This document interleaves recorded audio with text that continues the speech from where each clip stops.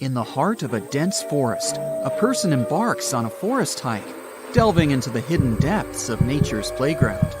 But this isn't your ordinary stroll through the trees. It takes a turn towards an eerie and spine-chilling discovery. Our protagonist, with a twinkle of curiosity in his eyes, discovers a burrow hiding in the shadows. Curiosity outweighs fear, and our explorer comes up closer. It's not some random burrow. This one belongs to a fox. So what if it's the wrong move, and they should just run away? In the joyful season of spring, when nature comes alive with vibrant energy, foxes engage in their intricate dance of life. It's during this time that foxes seek solace in their underground sanctuaries.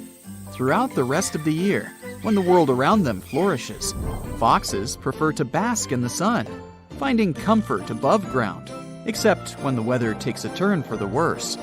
It's in the most inclement conditions that they seek refuge in their burrows, shielding themselves from the elements. These burrows, known as fox earths, typically consist of only a few entrances, occasionally covered with scattered soil and debris. During winter months, industrious foxes diligently dig additional burrows in anticipation of the forthcoming spring. Sometimes, among the remnants of their subterranean journeys, lie the remains of fallen foxes, a testament to the cycle of life within these intricate underground networks. If one were to explore the vicinity of a fox earth, one would notice fresh traces of food remaining outside the burrows during the months of April to June. It's during this period, when playful fox cubs grace the earth with their presence, that remnants of their feasts can be found, a delightful sign of life unfolding. So, what do these earths look like? After all, there are other animals with dens in the forest, too. Now, let's get to the heart of the matter. Fox dens, the elusive abodes of these mischievous beings, tend to be located in areas abundant in lush greenery. You might find these creatures hiding beneath the sheltering branches of a tree, or seeking refuge beneath imposing rocks. If you stumble upon a cozy little hole that appears tailor-made for a fox, and you catch a whiff of that unmistakable aroma, accompanied by other intriguing clues like scattered bones, you've likely discovered a fox den. Alas, my curious friend, there's no foolproof recipe for where these sly foxes choose to build their dens. They possess an uncanny ability to adapt to diverse environments, be it open grasslands, dense forests, or even the unforgiving tundra. Picture this. A fox's den consists of a minimum of 4 to 5 sections.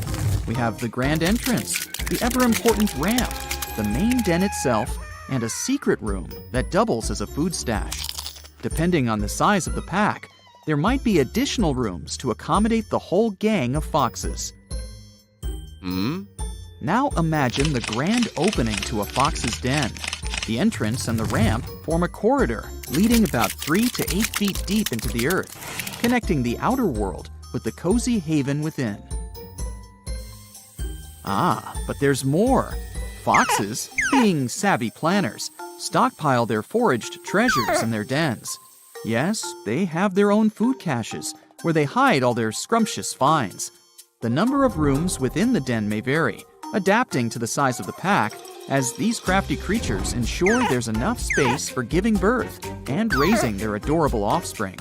They might even dig extra tunnels and create additional entrances just to keep things interesting. Now let's talk about culinary affairs. Foxes are savvy gourmands who store food in large quantities, ready to weather the winter and the mating season. However, they're not extravagant hoarders. They usually stash away just enough to last them a few days, considering they don't dine on fresh prey every single day. Berries and fruits often grace their storage chambers, while any delectable meat takes center stage in their culinary adventures. Curious about the proximity of fox dens to one another? Well, if the land is bountiful with abundant food and fresh water, You might stumble upon 2 or 3 fox dens within a 10 square mile radius.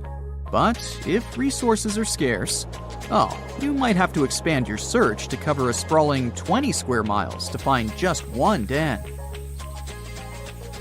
But the saga doesn't end there.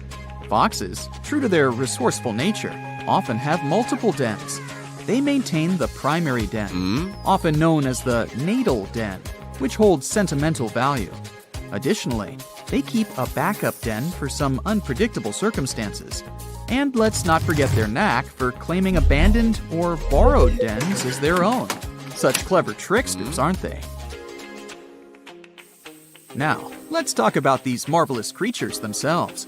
Foxes come in a delightful array of species, sizes, and variations scattered all across our planet. But the star of the show is the red fox, found on every continent except frosty Antarctica. While most foxes prefer the tranquility of rural landscapes, don't be surprised if they venture into the realms of urban and suburban dwellings, where their path might cross with humans. The encounters between a fox and a human. A tale of two extremes. Some kind souls attempt to win over these animals, offering them tidbits and coaxing them into their palms. On the other hand, there are those who tremble at the mere thought of a fox, fearing their crafty and ferocious nature. Now picture this scenario. What if a fox approaches you or launches an attack? Typically, foxes pose no threat to humans and harbor no ill intentions. They prefer to feast upon small mammals or livestock, reserving their aggression for hunting or self-defense. Yet, there have been reported cases of foxes crossing paths with humans, including incidents. Therefore, knowing what steps to take if a fox approaches or pounces on you is crucial. Foxes can indeed be domesticated, yet they remain wild at heart, and their actions can be wildly unpredictable. They might momentarily embrace their tamed side, only to snap back into their untamed instincts when feeling cornered, threatened, hungry, or simply scared. Naturally, foxes view us humans as potential threats, and it's in our best interest to reciprocate their cautious approach. Never attempt to approach a fox, even if it appears docile and friendly, as its temperament can shift within seconds, catching you off guard. Avoid sudden movements and resist the urge to inch closer, as doing so might agitate or frighten our fox friend. In most cases, when a fox spots a human nearby, it will swiftly scamper away or seek refuge in hiding. However, should you find yourself locked in a standoff with a fox, the best course of action is to take a step back and allow it the space it craves. Should a fox persist in its approach, or if you encounter several foxes nearby, my dear friend, give them a wide berth and allow them their space. Refrain from approaching or attempting to feed them, especially by hand. Let them carry on with their foxy affairs while you observe them from a distance. In a situation where a fox becomes trapped, such as finding its way into a room, I implore you to remain calm. Avoid raising your voice or causing unnecessary commotion, as it may provoke the fox to attack. Instead, remain silent, keep a safe distance from the creature, and provide it with an escape route.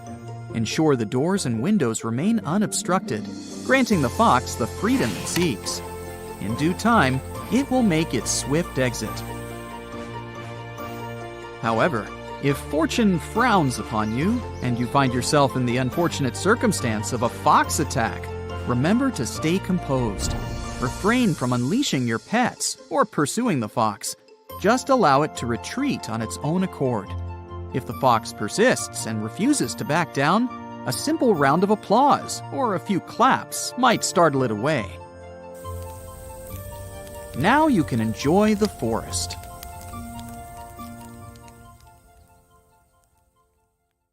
So, if you have some matches and they've gotten wet, don't waste time drying them. The chemical compound can be changed by water and the matches will simply not work. To cure hypothermia, don't get into a hot tub. Fill some bottles with warm water and put them under your armpits. That will help you warm up better than the hot tub for sure. When you're thirsty and don't have much water, don't save it to last you longer. This can lead to further dehydration. Instead, drink every drop of it and try to find more water ASAP. So hydration is a must no matter the weather. But the idea that drinking hot liquids will warm you better is a myth. No amount of hot liquid can raise your body temperature. Plus, you can drink cold water faster than a hot drink, and that will help with hydration. Never poke a beehive because its inhabitants will get defensive. You think? And trying to escape by jumping into a lake or a river won't do any good. Bees will wait for you to resurface and attack you. After you poke the hive, run as fast as you can and don't look back. Sucking the venom out of a snake bite wound is likely to introduce more bacteria into the wound and even poison the person trying to help. Instead, take a photo of the snake, lie down while waiting for help, and try to stay calm. One of the most logical things to do when you're cold is to layer up. Now this is mostly true, but not if you put on cotton clothes. When cotton gets wet, it loses all its beneficial properties and can make you feel much colder. You should always wear wool clothes because they're much better insulators. Never drink cactus water. It can give you a nasty stomachache and even paralyze you, unless it's a fishhook cactus, but even then, it's too risky. Instead, try eating the fruits from the plant. They're full of juice. When you're chased by some predator, never jump off a cliff into the water. This is much more dangerous than meeting the predator. If you jump from a high place, the water surface will feel as hard as concrete, or the water might be too shallow and you'll hit the bottom. GPS is not the best navigational tool. It's reliable and easy to use, but it can break down. So you should learn how to use a map and a compass. They won't let you down if you know how to use them correctly. A puddle of water might look bad and smell a bit, but water is water, right? Well, unfortunately, boiling it can eliminate the bacteria, but not the heavy metals it contains. Those can cause serious health problems. A better option is to find some stream water to boil. Consuming random berries in the forest is dangerous. First, you need to check if they smell okay. If they have a pear or almond smell, avoid them. Next, get one, rub it on your forearm, and wait for 15 minutes. If your skin starts to itch, don't eat those berries. If you bite on a berry and it has a bitter, tingly, or soapy taste, spit it out. Never suck on stones to get some water. It is believed that when you're doing it, your body produces more saliva and it hydrates you. This is not true. If you don't drink water, nothing will help. Even worse, you can choke on the stone. Eating raw meat and fish is really dangerous. Yeah, we eat sushi, but it's normally saltwater fish, which is mostly safe. In the wilderness, always cook meat and fish before eating it.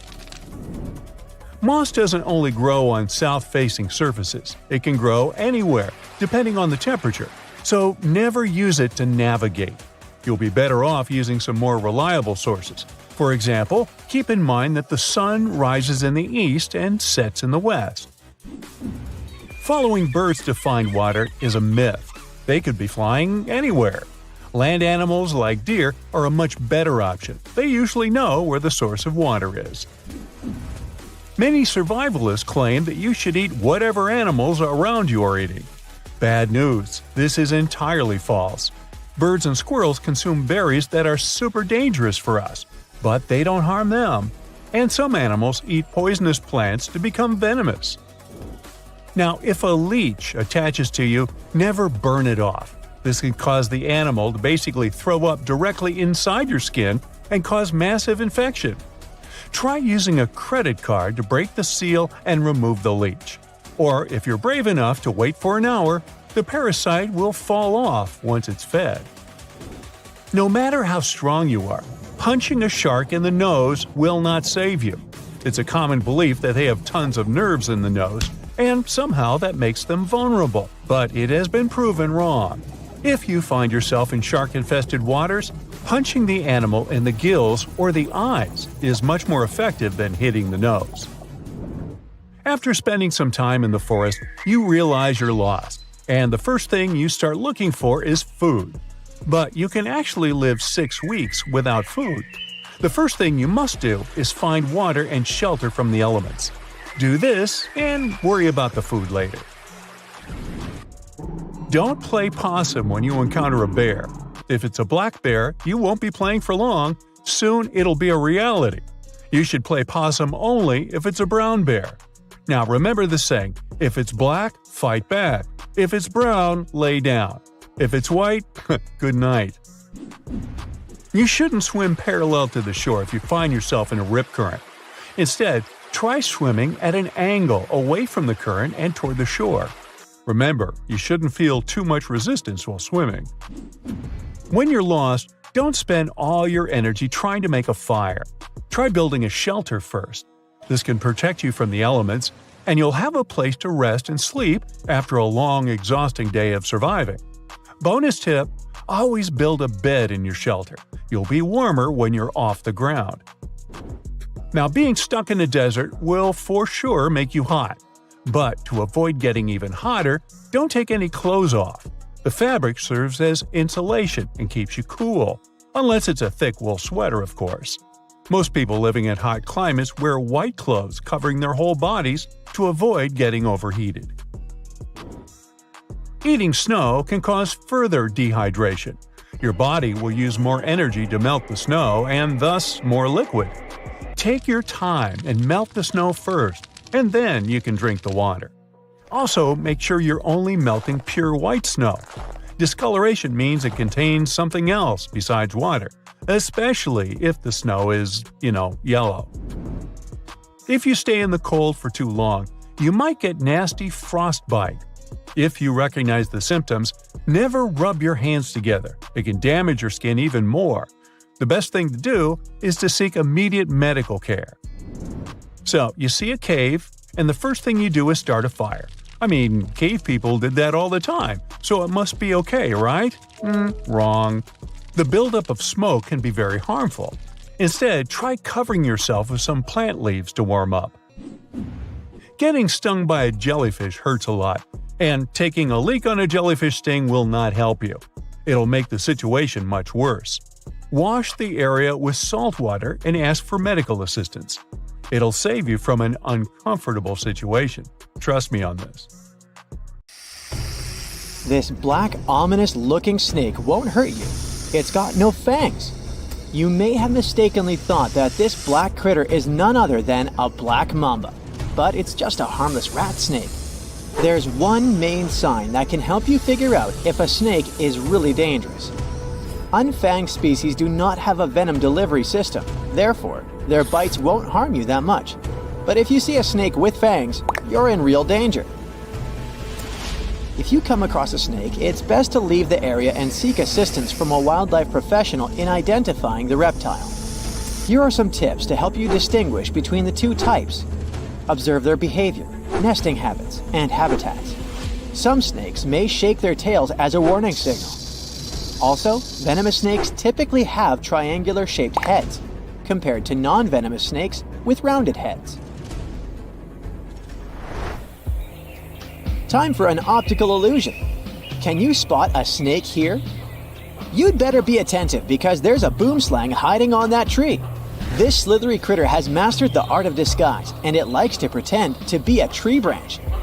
Also, boomslangs may not have the best sense of smell, but they make up for it with their ability to detect chemicals in the air. Using their tongues, they gather odor molecules and press them against their sensory organs in the mouth.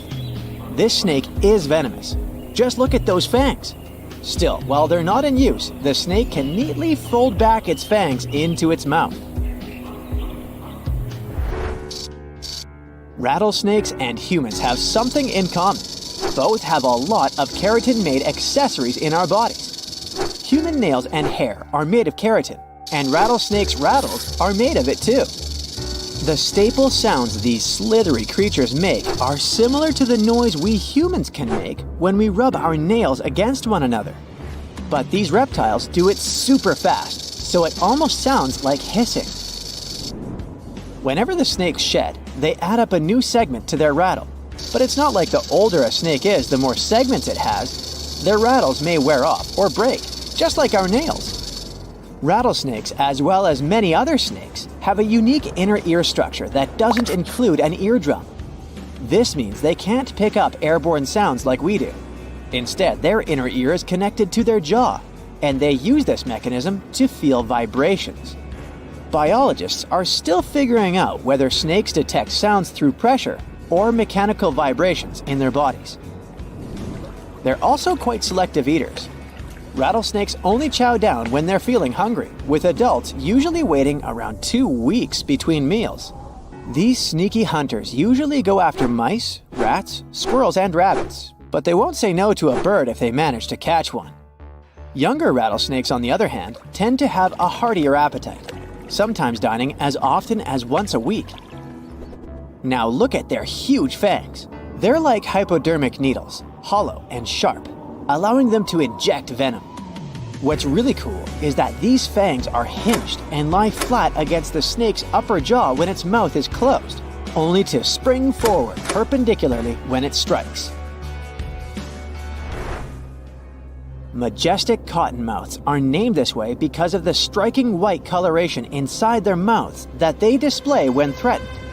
These semi-aquatic serpents effortlessly navigate both water and land, earning them the moniker water moccasin. Equipped with heat-sensing facial pits nestled between their eyes and nostrils, they possess an extraordinary ability to detect even the slightest temperature variations, honing in on potential prey with precision. Rarely do cottonmouths bite humans, reserving their venomous strike for moments of provocation. Here's a tip on how to distinguish between non-venomous water snakes and their venomous counterparts, cottonmouths. While water snakes boast a slender build, cottonmouths exude a robust and weighty presence. The telltale signs continue with water snakes sporting elongated, slender tails and heads proportionate to their necks, contrasting with the blocky and broad head of a cottonmouth. The pupils of the water snake are round, a departure from the vertical, cat-like pupils of cottonmouths. Plus, non-venomous snakes don't have the distinctive facial pits characteristic of pit vipers, like cottonmouths. Here's another venomous star, the copperhead snake.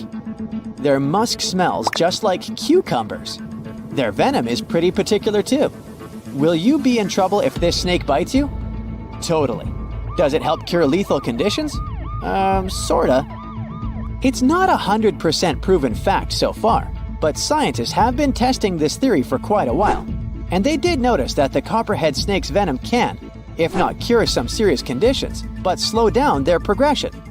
Even so, they have the most venomous bites among all the US snakes, but antivenom for the bites somehow is not always needed. Coral snakes are known for their non-aggressive nature, as they are shy and secretive creatures. Theirs make up less than 1% of snake bites in America. Their venom is a neurotoxin that paralyzes nerves, and due to their small teeth, they must chew on their prey to inject the venom. When feeling threatened, a coral snake will curl the tip of its tail to confuse the attacker about the location of its head. The mysterious and mesmerizing black mamba, also known as the black-mouthed mamba, calls the rocky savanna its home and loves to hang out near termite mounds. With a color range from gray to dark brown, its name comes from the dark interior of its mouth. Black mambas hold the title of some of the fastest-moving snakes globally, reaching speeds of 10 to 12 miles per hour on a sleek surface. Despite its fierce reputation, unprovoked attacks on humans remain unproven, and the snake is actually responsible for only a small number of lethal cases each year. Saw-scaled vipers possess a fascinating ability to produce a spine-chilling noise, accompanied by a striking threat display. The unique shape of their scales allows them to create a prolonged rattling hiss or sizzle when they move in a particular terrifying manner. These sounds serve as a clear warning to anyone in close proximity to the snake. Despite being responsible for many fatalities, Without treatment, the saw-scaled viper's bites are fatal in fewer than 10% of cases. This contrasts starkly with the king cobra and black mamba, whose untreated bite fatalities are significantly higher. Saw-scaled vipers are known for their extreme aggression and lightning-fast strikes, making them some of the quickest and most unpredictable snakes in the world. When you're out hiking in the bush, remember not to mess with any snakes you come across, even if they don't seem alive. Some sneaky snakes play possum and can strike if bothered. If you spot one, give it some space. When it comes to snakes, they're usually pretty shy and won't bother you unless they feel threatened. Trying to catch or harm a snake is a big no-no, as that's when most snake bites occur. And don't be tricked by their size. Even little snakes can pack a punch. For example, baby brown snakes are born with venom, so it's best to admire them from a safe distance. Each year, over 7,000 Americans fall victim to snake bites, often due to misguided attempts to handle or fight a snake. It's crucial to avoid such actions and seek immediately medical help if bitten. Understanding how to differentiate between venomous and non-venomous snakes is key to assessing potential risks. Contact a professional if you're unsure about a snake's identity, and never handle a snake, even if it appears harmless. Be alert and save your life. Words to live by. Here's a list of to-dos. If a power line falls near you, you should run away. Electric current is now everywhere on the ground. When it comes into contact with one leg, it passes through the person's body and exits through the other leg, thereby hitting the whole body with a powerful charge. If you get lost in the forest, listen carefully to the sounds around you. Perhaps you'll hear the sound of a flowing river.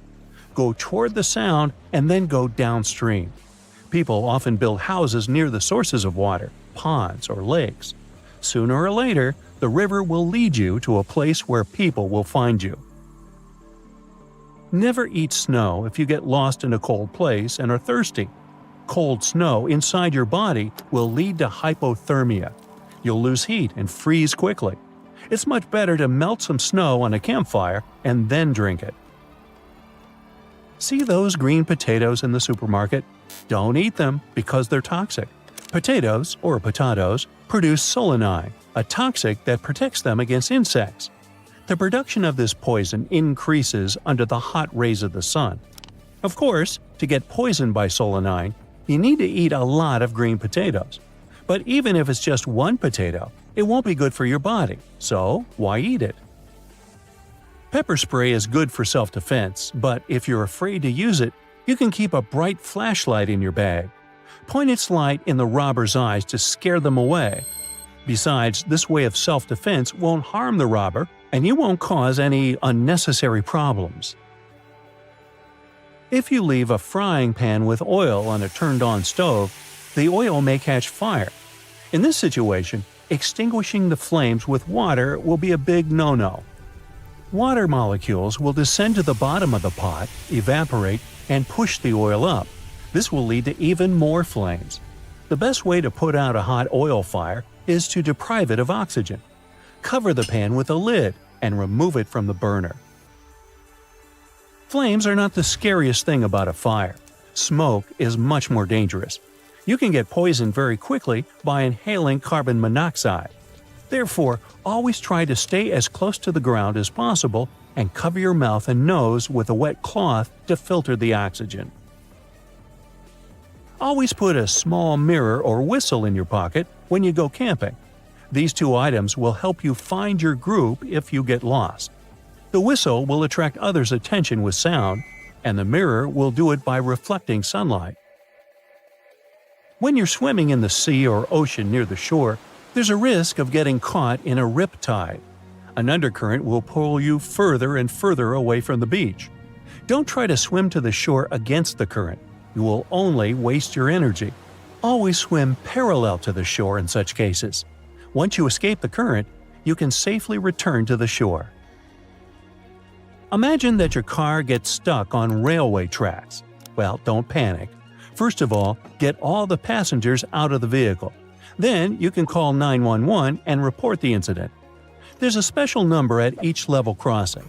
Tell the number to the police, and they will warn the train driver to stop at the specified section. If you start feeling unwell in a crowd, don't ask all the people around for help. Most likely, no one will help you. Not because people are bad, but because every person passing by will think that someone else will help you. But if you choose one person and ask them for help, you'll have a better chance to get it. Every car has a thermometer, a device that shows you the temperature of air outside. Sometimes, manufacturers put its sensor behind the front bumper, near the engine. While driving, the thermometer gets heated by the engine and shows you a higher temperature. Even if it's freezing outside, the device can indicate that it's warm. Therefore, don't trust the thermometer if it's installed this way. What if there's some ice on the road and you're driving completely sure that the asphalt is dry? Smell that? A sudden strong smell of fish in your house may mean an electrical fire has started in some room. Your socket or adapter is on fire, emitting this unpleasant odor. Using regular baking soda is a good way to put out a fire. If you don't have a fire extinguisher or access to water, sprinkle the fire with this powder.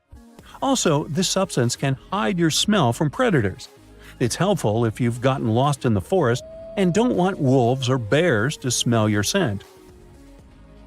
Use ordinary charcoal and a plastic bottle to clean dirty water. Cut off the bottom of the bottle and close the lid slightly on the upper part so that the liquid pours out in a thin stream. Put the coal in there and add some water. Let it pass through the charcoal several times. Then heat and boil the water. Now you can quench your thirst. Always take some gum with you when going to the wilderness. If you get lost, chewing gum will help you relieve stress. You can also use this material as glue.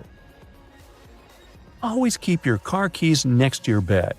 If a thief enters your house, use the keys to turn on the car alarm and scare the thief away.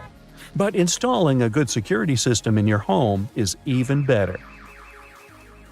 While skiing or snowboarding, there's always a chance of getting caught in an avalanche. If you find yourself under a layer of snow, don't try to get out immediately. Your mind is confused, and you need to know where is up and where is down. Spit and see where the saliva flows. Then start digging in the opposite direction. When your plane makes an emergency landing on the water, your instinct can force you to put on your life jacket immediately. Don't do this until you're in the water.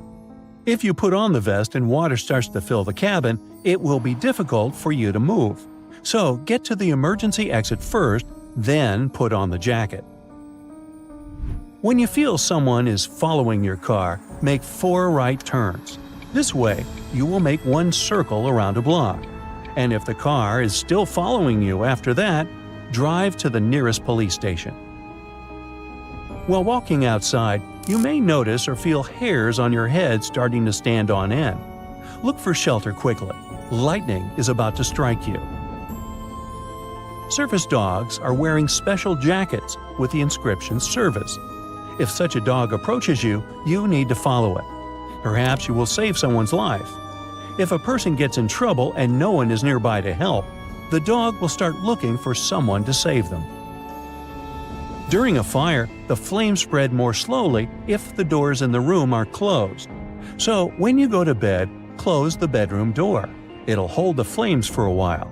But don't forget that it's always better to have a good fire alarm. Tornadoes move fast, so if you notice a vortex that seems to be standing still, you must run. It means the tornado is moving right towards you. The smell of gas in a room indicates a leak. Therefore, don't turn on the light. The smallest spark can set the whole house ablaze. When you scratch a person, their DNA remains under your nails. This can help you in case of an attack, especially when the robber has run away and you want to help the police find them. If you've disturbed a hornet's nest or a beehive, run in any direction as fast as possible. Sooner or later, the insects will stop chasing you. But if you jump in the water, they'll wait until you get out. You're flying over the Pacific Ocean when suddenly a storm hits the plane, causing it to shake. The aircraft begins to descend and you lose control. You quickly put on a parachute, eject yourself from the plane, and land on an island. It's a good thing you were the only one on the plane transporting some goods overseas. Luckily enough, the storm hasn't damaged your parachute. You unstrap yourself and head to the closest shelter under some palm trees. You're waiting for the storm to be over. The next day, the sun is shining and the waves seem nice and friendly. You wake up and look around. Nothing but a large stretch of water encircling you from all directions. Not a boat, human, or another living being is around. You scout the island, trying to find anything. You don't even know what you're looking for. On one side of the small island, you see some scrap metal and remnants of the plane washed ashore. You rush over there and try to see if there's anything useful. Too bad everything is destroyed. However, one sealed box has made it. You open it and see dozens of duct tape rolls piled on top of each other.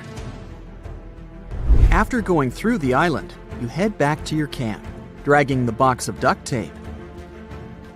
You try to figure out what to do. Soon, you get a light bulb moment. There are some places on the island that are hard to access, and since your shoes have been damaged, you fashion out some sandals. To do it, you grab some branches and try to use duct tape to make a new pair of shoes. After many failed attempts, you almost give up. But then, you attach some duct tape to pieces of tree bark that are roughly the size of your foot.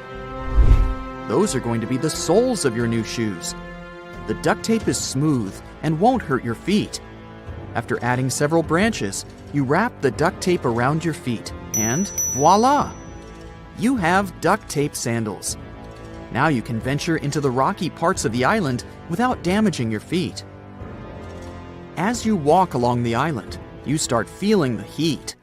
You wrap your shirt around your head, but it's not enough to protect you. You use some duct tape to create a hat with the help of leaves. Then you place it on your head. You're now safe to go. After a while, you bring back some stuff you found around the island. By this time, you've started to feel that your tummy is rumbling. Next, at a rocky reef, you spot some large yummy crabs and fish, but you can't catch them with your bare hands. You grab a long branch, take some palm tree leaves, and tie everything together to make a net. You then use the duct tape to reinforce it and head to the reef. You're wearing your makeshift sandals and the hat to protect your head and carrying the net to catch some fish. So far, you've only used 2 rolls of duct tape. After a while, you manage to catch some fish and crabs and take them back to the camp. You make a fire and start grilling your catch. You're sitting on a log, but such a seat isn't too comfortable. You take some duct tape and make a mat for yourself. Once the food is ready, you feast on it. Now another problem: water. There's no fresh water around, but a storm is coming. Meanwhile, you take some coconuts and eat dessert while drinking coconut milk to freshen up. You prepare a small hut by gathering branches and leaves and duct taping them together so that water can't seep into your new home. At the same time, you create a funnel out of duct tape to collect rainwater. After getting into the funnel, the water is collected in a makeshift pond, also made out of duct tape. At this point, you've used almost half of the duct tape rolls. The storm starts brewing, and you stay inside your hut, where you have your new floor mat. You're bored, so you create a chair and table out of duct tape to make the hut a little comfier. It starts raining, and you notice that some water has gathered in the reservoir you built. You immediately drink it, using a coconut shell as a glass. Your hut manages to withstand the storm, and you catch some Z's on your comfy mat. The next day, you check the duct tape supply and see that you are now halfway to finishing your last roll of tape. You've made a secured and solid hut and have a steady food supply from the reef. You've already spent 5 days on the island, so now it's time to find a way out. You've tried your best to seek help, but nothing. Not a plane or ship in sight. You're desperate to get out, and you're lucky. You spot a cargo ship very far off in the distance. You need to act quickly. After reviewing your box of duct tape, you decide to create a raft to sail away. You gather enough food and water for the journey and get to work. You start by collecting large logs for a base and setting them side by side. You have some rope made from tree bark and leaves to tie the logs together. It's big enough to fit you. You then get another set of logs and place them on top of the base and repeat the same process to create a second layer. This way, you minimize the risk of sinking. In the end, you duct tape all weak spots to reinforce your raft. You use some branches to create oars for rowing with paddles made out of duct tape. You see that you've used around 75% of your supply, including the tape you used to construct the hut and furniture. It's not as strong as fresh duct tape, but it still does the job. After the base and oars are finished, you create a small hut to shelter your food and supplies and protect them from waves. Also, you make a mast out of wood and use a piece of cloth as a sail. You put the raft on the water and begin rowing. So far, so good. You open the sail and take a break from rowing. You turn around and take a look at the island that has been your home for the past 5 days. You're going on a dangerous journey, risking it all. But if you remain on the island for too long, then you definitely won't make it. It's been an hour already, and the island is barely visible. But the ship is getting closer. You still have one more roll of duct tape to use in emergency situations. The waters are calm, and you see dolphins swimming around. You snack on some fish and drink some water before noticing that the waves have gotten larger. You prepare your sail and duck for cover. It's a good thing your raft is sturdy. Large waves crash against it, knocking off some of your food and water, but the raft is still in one piece. As time passes, the sun begins to set, and there's still no sign of life. You use the rest of the duct tape to repair the raft. Even though you lost some food during the storm, you have your net to catch more fish. You start a small and safe bonfire in a coconut shell, cook the fish, and start eating.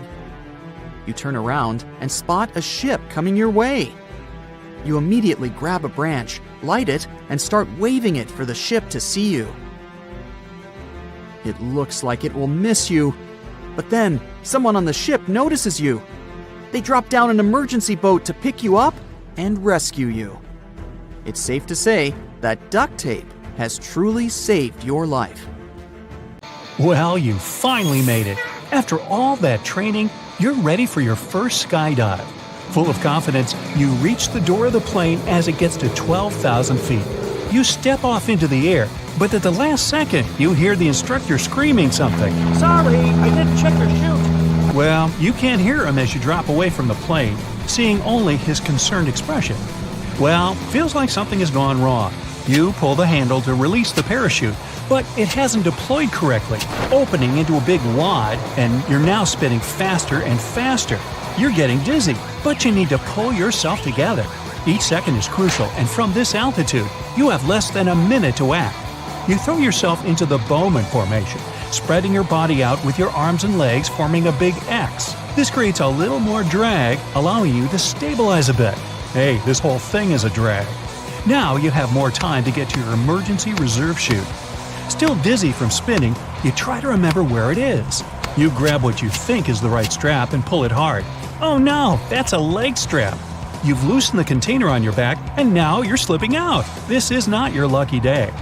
You hold on and tighten up the leg strap. Oh yeah, the safety procedure is coming back to you now.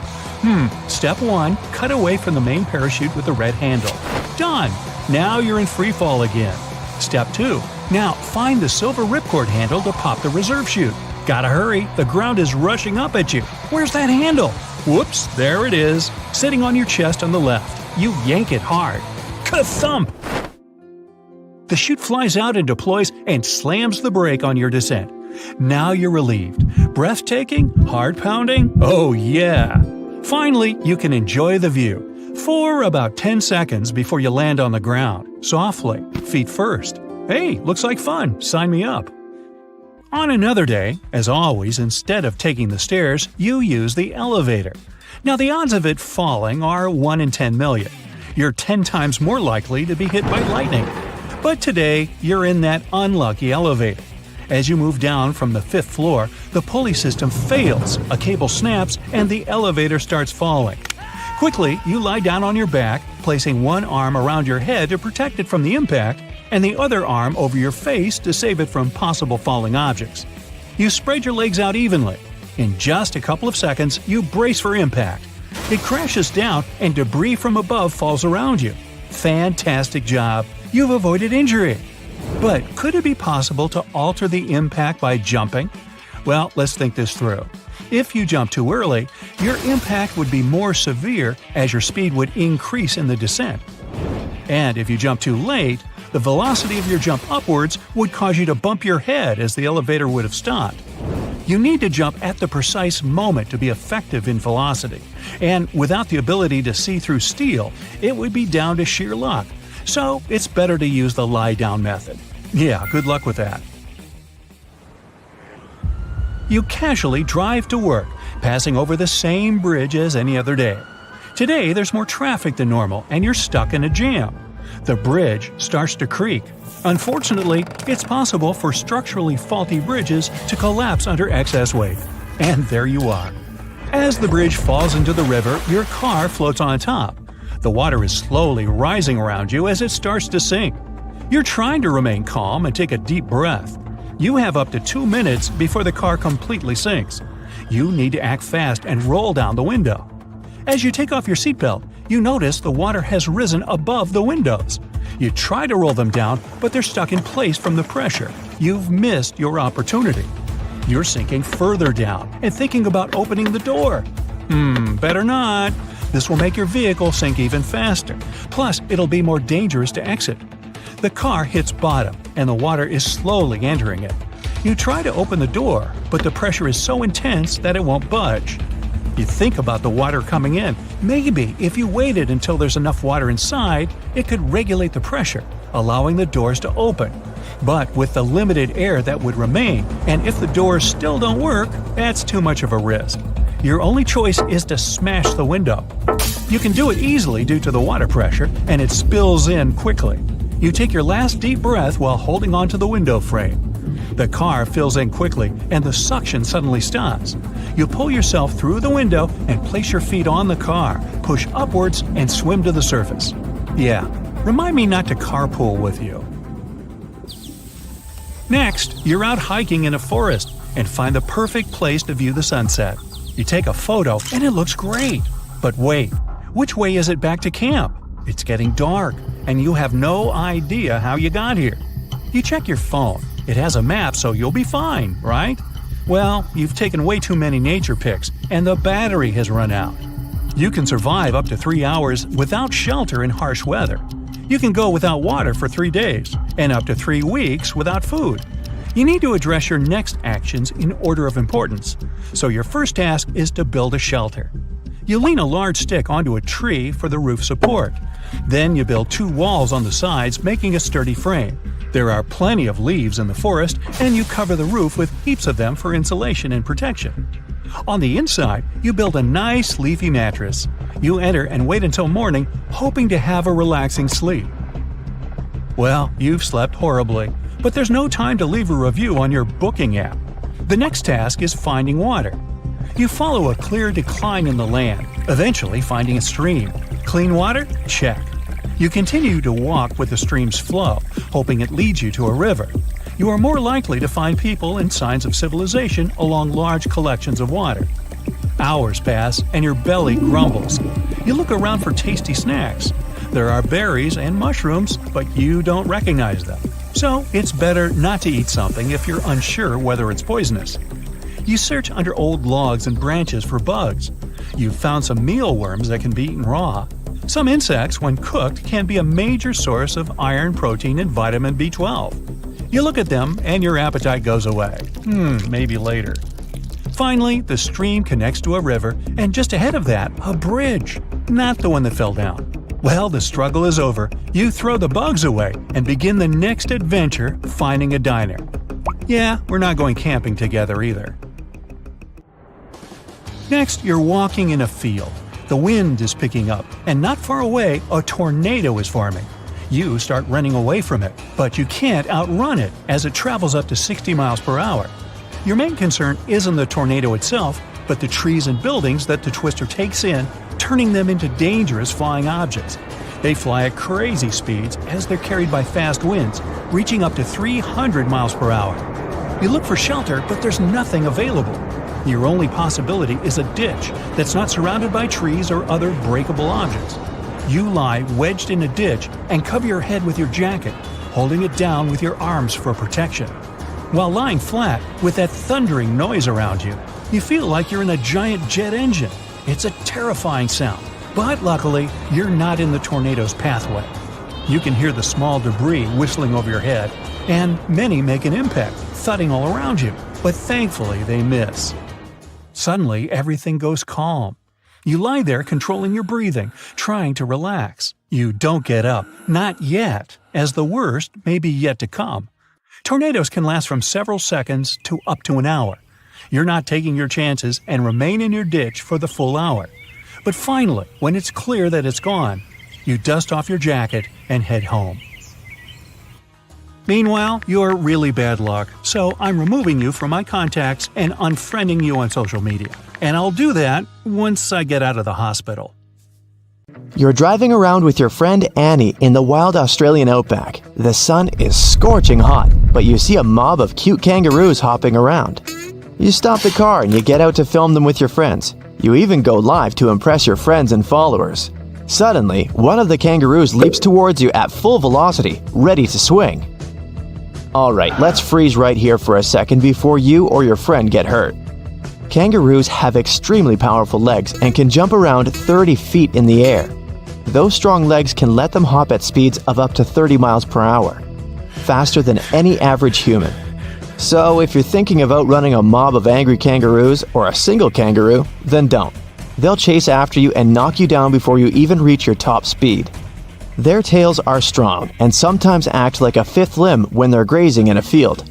Kangaroos generally eat grass like cows, but also feast on shrubs, moss, and even fungi. Their tails are essential for keeping balance. They can stand as tall as 6 feet, with their tail making up half of that. Back to you guys. The kangaroo is only a few feet away from you. The first thing you have to do is protect your body. Turn it sideways and extend your arm out. Make sure your head is out of reach. Their paws have very sharp claws, so you don't want them laying any jabs on you, especially your head. They kick with both feet, which means they rest their body on their tails and extend both legs to push kick their aggressors, aka Annie and you.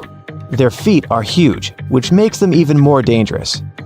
Well, time is still frozen, so you and Annie get into position and are ready for the kangaroo attack. And action! The kangaroo stands face to face with you like a boxer in a ring. It moves closer, but you're in the correct position to reduce damage from your end as much as you can. Even though you know how to defend yourself, facing off with a 6-foot kangaroo isn't the best idea. The best you can do is slowly back away without startling it. Don't turn your back on it, you might get a surprise attack. If backing up doesn't help, let it know it's won this battle. Don't return any eye contact if you can. Cower yourself. You might have missed some warning signs while observing them from afar. The kangaroos weren't stomping their feet because they were excited to see you. They were telling you not to come any closer. When one of them hopped over to you, it stood high on its legs and flexed its muscles to show dominance. The biggest fail of all is that you pulled over while they were grazing peacefully. They thought of you as a threat and went into defensive mode. The mob has several joeys, or baby kangaroos, sticking their heads out of their mother's pouches. Female kangaroos have a pouch on their belly made of a fold of skin to house the babies. When they're first born, they're only the size of a grape, but then blossom to the giants that they are. Only after 10 months, joeys are old enough to move out of mom's pouch and hop on their own. So, you and Annie survived that confrontation for now. But what happens when you're face to face with a 40-foot kangaroo? I'm just kidding, we're keeping it real here. It would be super difficult to face off with a grizzly bear. The first thing you would need to know about grizzlies is that they're very cute when they're berry picking, or just scratching their backs on tree bark. But their dark side is scarier than a kangaroo's. You're having a little picnic with Annie when suddenly a grizzly bear approaches after smelling some yummy food. Don't panic, we'll freeze time here to give you a chance to think about what to do. In general, the best way to survive a grizzly attack is to avoid it altogether. Grizzlies are wanderers, always looking for the best spots to find some food. Their sense of smell is impeccable, so its nose led the bear right to your picnic. The bear is very close to you. No need to panic. You should show the bear that you're just a visitor on its territory. Back away slowly while speaking in a low and calm tone. It needs to know that you're submitting to it, as it's the dominant creature in this encounter. There's a lot of tension when you're face to face with a bear, so don't turn your back and make a break for it. That will only let the bear chase you down, and you won't win in that race. They're faster than humans and can swim and climb trees, so unless you sprout some wings and fly away, do not try to outrun a grizzly bear. Next, you should avoid eye contact. Just like the cute and cuddly kangaroos, bears take it very seriously and watch your every move. They also consider direct eye contact as a sign of aggression, as if you want to challenge them. Grizzlies also like to play a game of chicken. They wait to see your moves and can even fake a charge to see how you're going to react. Either way, you have to stand your ground. If the bear lowers its head and protrudes its neck towards you, then it knows that it wants to charge right at you. Since we froze time for now, we can't know for sure what its next move is going to be. Let's jump back into action to see what it'll do, because you'll have to plan your next move depending on the bear's move. And action! The grizzly bear isn't showing any signs of aggression so far. It's just curious about the setting. Remember your training, no eye contact. Okay, the bear is showing some signs of aggression now, which means it could potentially attack you. Stand your ground, it's getting closer. The best thing to do in this scenario is to completely submit to it by laying face down on the ground, covering your head with your arms. Don't move. The bear might understand that you're submitting to it and walk away. Sometimes bears will stick around for a while before leaving you alone. Luckily, this bear only wanted the food from the picnic, so it grabs the sandwiches and runs away. You guys were lucky this time, but if the bear did attack you, you'd have to fight it off as much as you can.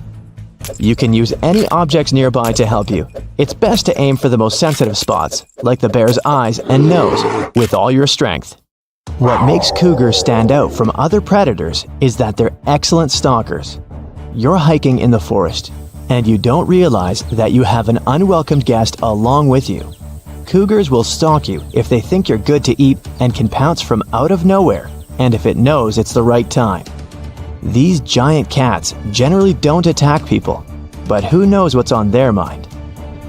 The rule of thumb when face to face with a cougar is pretty much the same as with other animals. Stand your ground and don't run. Running will only trigger the cat, as it will outrun you for sure. These cats are strong and have very quick reflexes. Their claws are powerful and their bites are even worse.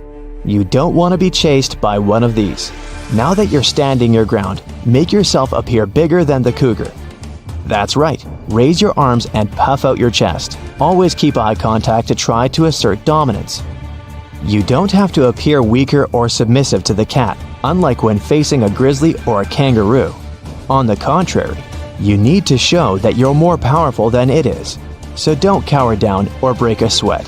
It's watching your every move. The next steps really depend on the cougar. Let's resume, shall we? Okay, it's showing signs of aggressive behavior. It's a tough kitty, and it doesn't want to lose this game. If appearing tall doesn't do anything, then try waving your arms around and shout from the top of your lungs. If you can throw some rocks at it to scare it off, then it would be another plus for you. The kitty looks like it wants to attack. No matter what, stand your ground.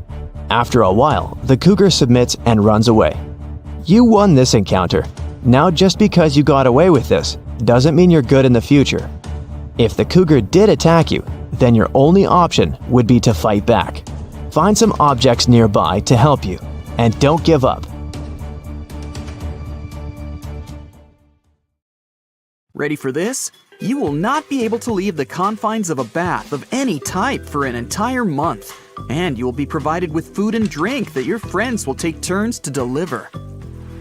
You'll be able to constantly adjust the water temperature whenever you like, so that the water won't get too cold. You're getting excited, and you're confident that you'll earn quite a bundle of cash, equating to several $100s when you last the entire month. It's the bet you made with your friends only a short time ago from within your simple fishing village where you were sitting with your friends at a bar. Little did you know that it would lead to this from a simple conversation. You had been discussing the evolution of mankind, and the conversation mainly focused on the potential that humans could have moved towards evolving to water-based mammals, potentially becoming merpeople. The facts are all in evolution, you tried stating to your friends. Your friends weren't convinced, even with your example regarding getting wrinkly fingers from being in the water for too long, an evolutionary trait we humans adapted to ensure we have grip whilst fishing with our hands in water. Of course, your friends don't see how this could relate to the possible evolution towards becoming a mer-person. You felt the need to prove them all wrong. As your friends sat around enjoying themselves, moving on from the conversation of aquatic evolution, you thought hard. How can I prove them wrong? Then it came to you. You stood up, finger pointing to the sky, and said, "I bet I can stay in a bathtub for an entire month." And here you are now, following the arrangements you seem to have doubts about. Knowing about particular human evolution reignites confidence and understanding in you that there have been some instances in human history where people have adapted naturally to live with their sea-based lives. So this feels like a safe bet. For example, the sea nomads in Southeast Asia have been fishing for 1,000 years in their unique way. Diving deep into the water to catch their fish, armed with just a spear, these sea nomads have adapted to grow larger over the centuries. It allowed more oxygen cells to be pumped through vital organs and more oxygen to be stored for their deep water dives. This understanding gives you confidence as you await the first day of the bet. During the first few hours, you seem fine. In fact, you find it to be easy and joke throughout the first day, bragging how this will be the easiest money you'd win and what you plan to buy with it all. You sleep well through the first night, but little do you know that your skin absorbs the water in the bathtub as you sleep. With each passing hour, more water enters your skin. Between the two layers, water bubbles form, creating visible lumps on the outer layer of your skin. As you awake the following day, you're slightly alarmed to see the transformation of your skin. You look over your hands. They are all white, with the skin crumbling away, and your arms are covered with large lumps of liquid. It's not a pretty sight. You hear someone coming into the bathroom, and you try to calm yourself down. It's only the first day after all. You just need to toughen up. You need to win this bet, not only for the money, but also for argument's sake. Your friend enters the bathroom with a tray of food, and your friend's facial expression soon turns pale as they see the lumps on your arms. Concerned, they ask if you're okay, and surprisingly, you do feel just fine, and respond that you're just a bit itchy. You're pretty curious how there's no pain, given the sight of your arms. Without thinking, you begin to scratch the large bubbles on your arms. You continue to rub your arm to see the skin's reaction. You now have a freeing feeling as your arms are exposed, as though you have removed unnecessary weight. You find yourself with a new layer of scales in place of skin.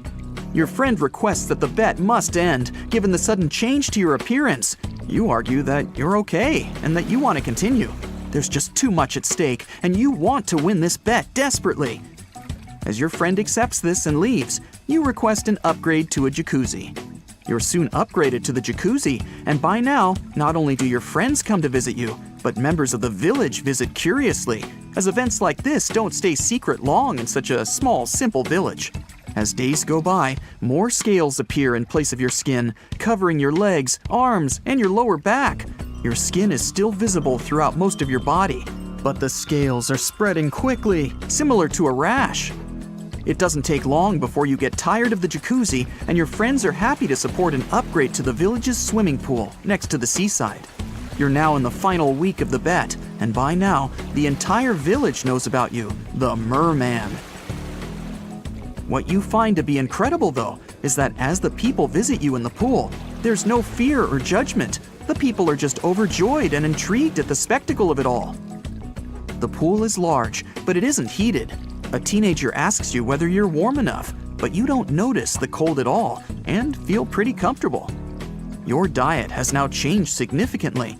You prefer primarily fish. Webbing has grown between your fingers and toes, and small slits on both sides of your ribs have opened, forming gills to allow you to breathe underwater. As you continue to evolve, you keep trying to reassure yourself that it's just a little longer, and that winning this bet was all that mattered. You think back to almost a month ago when you and your friends placed down your bets, thinking of the cash. Oh, several $100s. It'll all be worth it soon.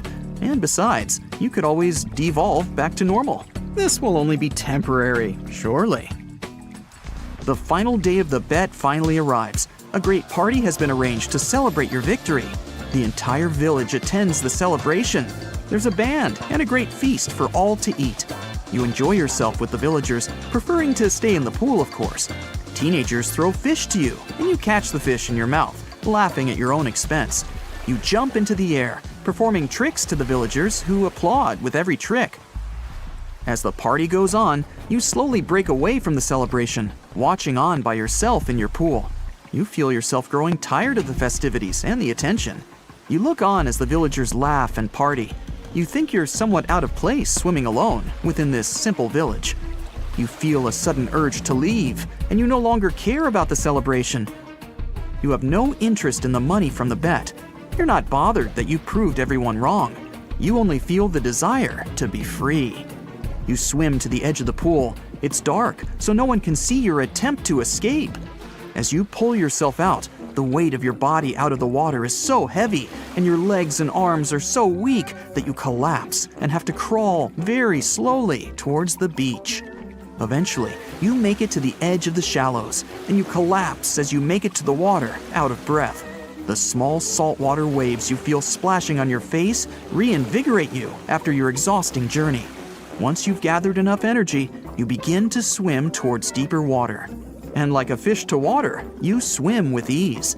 The feeling you have now, swimming in the sea, is like you had been in a cage all of your life. Now you're finally free. The exhilarating feeling of the water with unlimited space seems like heaven to you. As you swim further into the sea, you stop suddenly to look back at the village for just a moment. You pause and watch the town that was once all you knew. And you listen to the muffled sounds in the distance, reflecting on the life you had within the village. You feel no emotions as you look back, with no regrets or remorse. And then you dive underwater, ready to begin your new life under the sea. Well, it's a nice Sunday afternoon and you're shopping at your regular grocery store when you stumble upon a bloated package in the fresh produce aisle. You check the product information. It seems well within its expiration date. Then why the unusual shape, you may wonder? The answer is not always straightforward. For some types of fresh products, such as meat, fish, or seafood, sometimes even salads and cheese, scientists came up with something called MAP, or Modified Atmosphere Packaging, to ensure that these types of products with a relatively short shelf life stay fresh for as long as possible. A combination of gases is introduced in the packaging. It happens even before the product reaches your local grocery store. A French professor at the Montpellier School of Pharmacy stumbled upon this method after he noticed that fruits tend to stay fresh for longer periods of time in low oxygen storage conditions. The types of gases in MAP's packaging can vary from product to product, but the main idea is to replace or reduce the content of oxygen. It's generally replaced with either nitrogen or carbon dioxide. Keep in mind that just because a bloated bag of salad is within its expiration date, it doesn't mean it's always safe to eat. The gases inside the bag may very well be there for their own purpose, but they can also be a sign that the product is spoiled. That's why the best course of action when shopping would be to check if the product is not expired. If it's still within the date, check for any unusual odors or damage to the packaging. If something seems off, it's best not to risk it. You can reach out to any of the store staff if you have any questions or concerns. Most supermarkets these days have a layout which allows for a logical shopping order, like buying non-perishable items first, then adding refrigerated or frozen products. Fruits and vegetables should come last since you won't want them at the bottom of your shopping cart. Nobody likes a squished tomato. While I'm on the subject of fruits and veggies, try to get them earlier in the morning if possible. Veggies that have been sitting out all day may lose some of their shape and texture, while others may be a bit wilted away. Quick tip on waste management: never buy more produce than you intend to use in a week. Most fruits and vegetables don't even last that long, so it's best not to give in to cravings.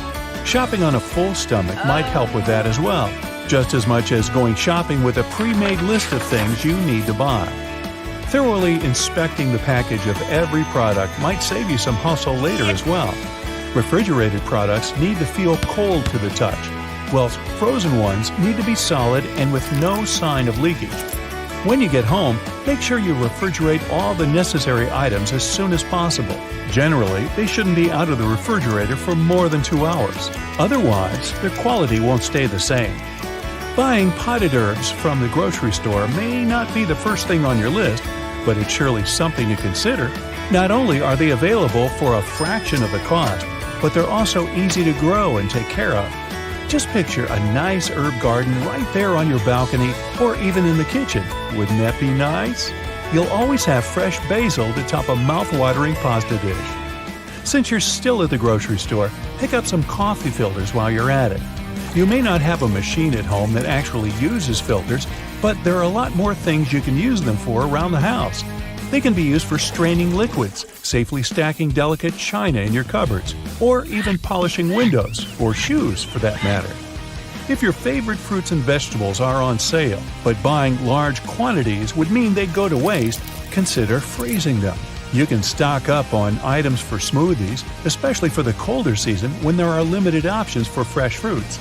And don't just grab the first thing on the shelf, especially if it's likely to go bad quickly. Stores restock their produce following a first-in, first-out layout, so the items at the back of the shelf will always be a tad bit fresher. The same goes for tea if you prefer it to coffee. Switch to buying loose-leaf tea, and you'll not only reduce the cost, you'll also be able to make your own homemade tea blends. Loose-leaf tea also has a stronger flavor than tea sold in tea bags. As for the other household stuff, stock up on items such as light bulbs, paper towels, or batteries. Chances are you'll always be needing at least one of these items, so it's best to buy them in larger quantities when on sale. They never go to waste, and let's face it, it's always annoying when you run out of batteries at home and your TV remote stops working. Hey, tell me about it. Try to reduce the number of times you go to the grocery store to buy just one item. It's inefficient, and most likely, you'll end up buying things that you don't actually need. That shopping list starts to make a lot more sense now, doesn't it? Another list worth making, the one containing whatever you have in the fridge. Try to create such a list at least twice a week. Meal planning for at least a week in advance will also help you reduce impulse buying. If you already know what you'll want for dinner on Wednesday, why add anything else to the cart if it's unnecessary? At the same time, start getting creative with your leftovers. There's no need for them to go to waste when you can mix and match or add some additional herbs and flavors to spice them up. Store leftovers in transparent containers for added visibility, and don't be afraid to set out a leftover day during the week. It's also nice to look at them as ingredients rather than leftovers. Use extra leftover pasta or steamed vegetables for a frittata or an omelet. Blend together cooked vegetables with some tomatoes to create a pasta sauce. Put together some wraps for the next day's lunch with anything from leftover cooked rice to meat and vegetables. Or, if you're really looking for the easiest method to save leftovers, you can always turn them into soup. Last night's vegetable side dish can turn into a wholesome lunch if you simply add a can of broth and blend it all together. Even a 2-day-old loaf of bread can be salvaged if you cut it diagonally, sprinkle the slices with some herbs and olive oil, and pop them in the oven for a couple of minutes. You'll then have yourself some nice homemade croutons for that previously mentioned soup. A little label know-how never hurt anyone either. Be on the lookout for ingredients you've never heard of or those you can't pronounce. An item that usually has more than 5 ingredients listed on the packaging should be avoided. Even the way you carry your groceries in the supermarket can affect how and what you buy. If you prefer baskets to shopping carts, you're more prone to impulse searches. That's what a study published by the Journal of Marketing Research claims. It happens due to the effort you put in actually carrying the items around. Choosing a shopping cart will most likely make you comfortable enough to browse through enough products and read labels thoroughly. When your grocery list is not too big, go for the self-checkout aisle if available. Studies have shown that impulse purchases are lowered by up to 32% if you actually scan your own items on the way out. That's because the regular checkout line is specially designed to keep you from letting go of any items you might have reconsidered buying. There's literally nowhere you can put down your undesired products outside of your grocery cart, and if there's anyone else waiting in line behind you, good luck sliding out. The food arrangement on the shelves can also pose a threat to both your budget and your habits. Since people are more inclined to buy the items they see first, the most expensive products are placed at eye level, and the budget options are placed on the top and bottom shelf. Take your time and scan your aisles of interest. You'll be surprised to see that most items placed on higher or lower shelves are often not only more cost-effective, but also less packed with additives or artificial flavoring. Hey, be careful. It's a jungle in there. Now, in the unfortunate situation where you may be in danger of having a run-in with one of the many dangerous animals, the last thing you want to worry about is not being able to see them. Let's take a look at some of these sneaky hunters who have mastered the art of camouflage. You know what an anagram of the word sneaky is? Try snaky. Yup, snakes definitely have the ability to bite you before you even know there's one nearby. And wow, do they like to bite us! There's an estimated 4.5 million people bitten by snakes each year. Unfortunately for humans, the snake with the highest venom yield, which is the amount of venom held in the venom glands at a time, is also an expert in discreetness. Allow me to introduce you to the gaboon viper. Nope, stay back. This species of snake can be found in the subtropical forests and savannas of Western Africa, including the Ivory Coast, Ghana, Guinea, Liberia, Sierra Leone, and Togo. That's a lot of snakes. They typically grow to a length of about 4 to 6 feet and can weigh from 20 to 25 pounds. This makes it one of the largest and heaviest vipers. And I'm not just saying this for dramatic effect, but the species also has the largest fangs of any venomous snake. They often measure 2 inches long or more and fold up against the roof of the snake's mouth when not in use. Have I made the gaboon viper sound terrifying? If I'm yet to do so, now might be a good time to let you know that the creature has enlarged scales on its nose that look like a pair of horns, just to go along with its wide triangular head and vertical slit pupils. Ooh. As an ambush animal, the creature likes to make the most of its brownish-gray mottled scales. The Bitus gabonica, its real scientific name and not a joke, is a nocturnal hunter and will lie perfectly still underneath leaves or plants on the forest floor and wait for its prey to pass by before striking. The snake is carnivorous. Its diet mostly includes rodents, birds, frogs, and lizards. Yum! Its hunting ability greatly benefits from this knack to blend in seamlessly with its surroundings. This even makes them capable of taking down larger animals, such as mongooses and hares. Needless to say that if you do manage to spot a gaboon viper while strolling around Western Africa, there are only 2 things you need to think about. The first thing, don't pet it. Actually, run away from it. Although slow-moving and sluggish, these snakes do have one of the fastest bite strikes around, and their head can move between 175 and 200 miles per hour during an attack. Oh, and the second thing is that maybe you should hire someone to walk ahead of you just in case. Thankfully though, bites from the creatures are very rare, as the gaboon viper is much calmer than other dangerous snakes, such as the puff adder or black mamba.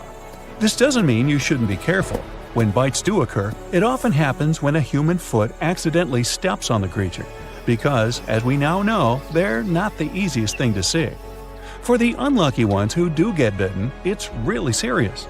The gaboon viper's venom is extremely dangerous if not countered by an antidote within 2 to 4 hours. Okay, so you might have guessed that a lot of snakes would use the art of camouflage to their advantage, given that they're low to the ground and not especially wide or tall. Why don't we look at a bigger creature that you may think you have no trouble spotting? Speaking of spots, how about a leopard? Leopards are found in many parts of the world across Africa, parts of the Middle East, and Asia, including China, India, and eastern Russia. On average, they can weigh anywhere between 110 and 200 pounds and be as long as 7 feet, excluding their 3-foot-long tail. Typically yellow in color on top and white on the bottom, leopards have dark spots arranged in what looks like rosettes all over their body.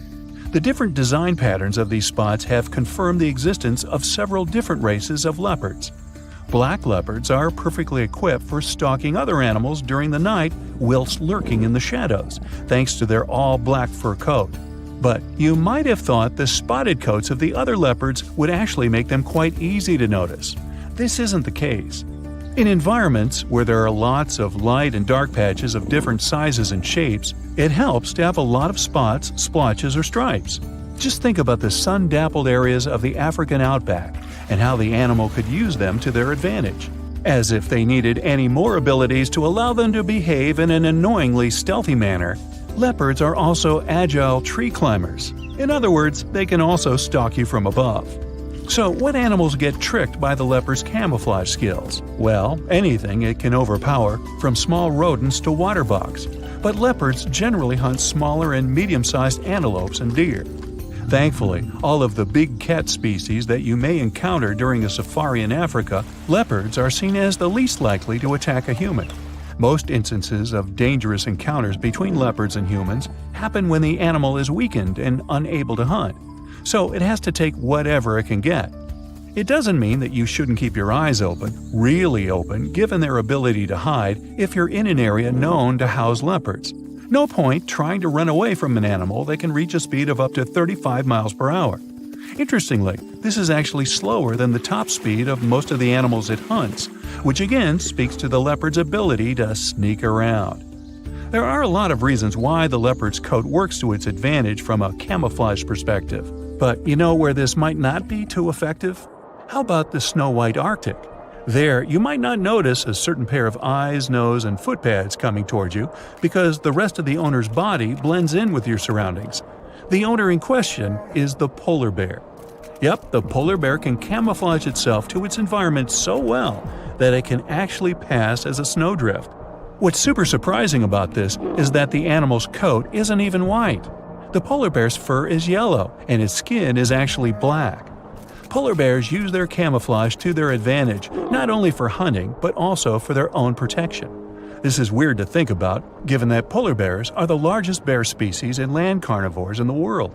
They can weigh up to 1,300 pounds and measure up to 5 feet tall on all fours, or nearly 10 feet when standing up. Despite being hard to spot because of their fur, it's the art of patience that polar bears prefer to use when seeking out food. A common hunting method used by the bear is simply keeping perfectly still by a seal's breathing hole, and often not just for hours, but for days. Sometimes this patience goes without reward, and even when a seal comes up for a breath, its slippery body means that, on average, polar bears only catch 1 out of every 5 seals they come across. Well, there's nothing wrong with taking matters into your own hands, or in this case, paws. Polar bears are very capable swimmers and can also hunt in the water. They can reach a speed of 6 miles per hour by paddling with their front paws and holding their hind legs flat like a rudder. Their paws are slightly webbed to help them swim. They're typically able to hold their breath underwater for up to 30 seconds. Luckily, interactions between polar bears and humans are very rare. Between 1870 and 2014, there were only 73 documented dangerous meetings between the two species. As with leopards and gaboon vipers, we would have to go out of our way to find one. The problem is that there's a good chance they'll find us first if we do. Some creatures don't even use the art of camouflage. They're just so small that you can't see them. This is the case with a species of jellyfish known as the common kingslayer or mallow-kingi. This creature typically grows up to 1.25 inches in size. You can compare it to the size of a human thumbnail. Imagine being underneath the ocean and trying to spot something that small. The common kingslayer has 4 tentacles surrounded by tissue that resembles a halo. You can find this jellyfish mostly in Australian waters. The creature actually got its name from an unfortunate encounter with an American tourist named Robert King, who was visiting Australia, went swimming, and got slayed, I guess. Whilst you might think that jellyfish just float around aimlessly in the ocean all day, most of them are actually active hunters, and the kingslayer is no different. This creature even has eyes equipped with lenses, corneas, and retinas. They allow the jellyfish to see actual images rather than just tell the difference between areas of light and dark. Despite being so small, the kingslayer is extremely venomous, as the poor Mr. King found out. Upon contact, it shoots its venom into other animals' bloodstream via its dart-like stinging cells located inside the tentacles. Thankfully, the kingslayer isn't seeking out interaction with people. However, an estimated 150 million people are stung by all kinds of jellyfish every year, so it's best to be on the lookout whenever you're underwater. You're hiking the Point Reyes National Seashore, and you bump into a mountain lion. Stay calm. You need to show it that you're not scared. Shout loudly at the lion. Wave your arms. If that doesn't work, start throwing rocks, branches, or anything else you can get your hands on. Aim at the ground in front of the lion. Never throw anything directly at it. That will only make it angrier. If the lion is getting closer, protect your most vulnerable spots. It will aim for the neck and try to grab your arms, so tilt your head forward and protect your neck. And don't make sweeping arm movements. When the lion realizes that you're not an easy opponent, it will probably back off and run away. You're in Yellowstone. Here you have to come face to face with the grizzly bear. It's drinking water from a creek. A safe distance is 200 feet. The grizzly has spotted you. It stands on its hind legs and looks in your direction. Now it's about the height of an average basketball player and it weighs almost 800 pounds, so you don't stand a chance to win. You have to freeze in place. Grizzlies have poor eyesight, so it just might not see you. But then it starts walking in your direction. Don't turn your back to it and don't even try to run as fast as you can. It will chase you. You need to seem bigger than you really are. Wave your arms and spread your legs a little wider. Always talk and shout at the bear. It will understand that you're not a humble deer. Try to make a clanking sound of metal. If you have food with you, don't throw it at the bear. Just put it on the ground and keep backing away while facing the bear. If it starts running towards you, your only chance is to fall to the ground and freeze. Bears aren't scavengers, so if it thinks you're not alive, it'll just sniff you, shrug, and walk away. Now you go diving on the Florida coast. You have to protect yourself from the great white shark. Never wear shiny and blinging jewelry when swimming. It attracts sharks. And never swim at night. This is when they go out looking for food. Lots of splashing water can also attract this marine predator. But if the shark swims towards you anyway, the rule here is 1. Do everything in your power to defeat it. Try to stay calm and swim to the shore. If the shark chooses you as food, there's only one thing that can scare it off. Try to punch the shark in the nose, eyes, or gills. Now you're in Africa. Here in the tall grass of the savannah, you see a lion, and worse, it sees you. The first thing you need to do is maintain eye contact. Don't turn your back to the lion and don't run. This 8-foot predator, weighing like 3 adults, is running at you at the speed of a car on the highway. But then it stops abruptly and continues to stare at you. Lions often make fake charges to frighten their opponent. At this point, you have to appear much bigger than you really are. Spread your arms and make loud noises. Then the lion can make another fake charge. And if you keep standing still, the lion will realize you're a strong opponent and go the other way. The female lion is way more dangerous than the male one. If it's guarding the babies, it won't stop and you won't stand a chance. Your safari jeep takes you to the next location. You see elephants peacefully drinking water. These guys can be 10 feet tall and weigh as much as 2 SUVs. They can even flip cars over with their powerful tusks. And now, one of them sees you and wags its big ears. It's bluffing. With those ears, the elephant wants to appear bigger and scare you away. It's also scared and won't run at you all the way. You must let the elephant know you're not threatening it. Don't yell or wave your arms. Take slow steps back until you leave the elephant's personal space. If it runs at you with ears to its head, it's not bluffing. Climbing a tree isn't a good option right now. It might ram the tree and you'll fall down. It might even tilt the tree with its strong trunk. You need to run in a zigzag pattern. The elephant is heavy and it's hard for it to change directions quickly, so gradually you'll start to pull away from it. But still remember that an elephant can run 25 miles per hour, so you'll unlikely escape from it. Now let's move on to the Nile River. It has the largest number of crocodiles in the world. If you are camping, take a distance of at least 160 feet from the shore. This way, the crocodile will not stumble upon your camp at night. Never take your eyes off the crocodile. It can take advantage of that moment and take you by surprise. Their top speed is only 10 miles per hour, but they can make charges at 40 feet per second from the water. So the only chance to survive is to stay out of the water. If not, the crocodile's weak points are the eyes, the tip of the nose, and the membrane in the throat. This membrane prevents water from entering the crocodile's throat. When running away from a crocodile, be careful not to bump into a hippopotamus. This is one of the most dangerous animals in the world. They can be the size of a business class car and weigh as much as a big elephant. And they can run as fast as horses, so they're sure to outrun you in a sprint.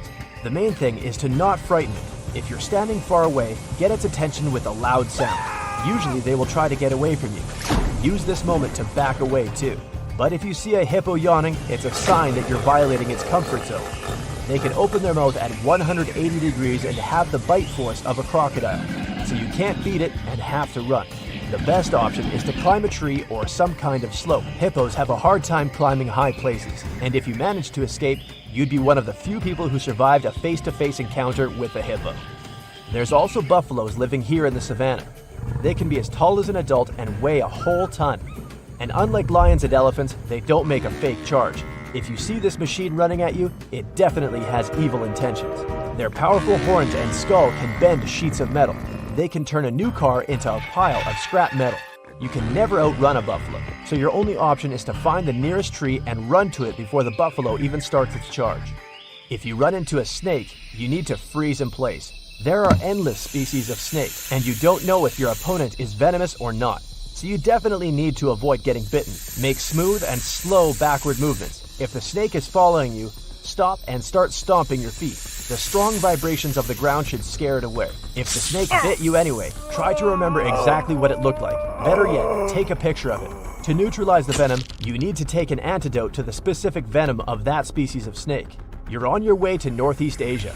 As you're going through the dense jungle, you see a clearing. Several wild boars are peacefully grazing there. One of them is a female with several children. It'll do anything to protect them, so it's especially aggressive now. Oops, it spotted you. Get ready to defend yourself. If the wild boar is making high-pitched, piercing cries, it's going to strike you. The first thing you need to do is to stay calm and stand still. You have a good chance that the boar will go on its way, but you see it starting to run. And now you have several options. A, you can run away.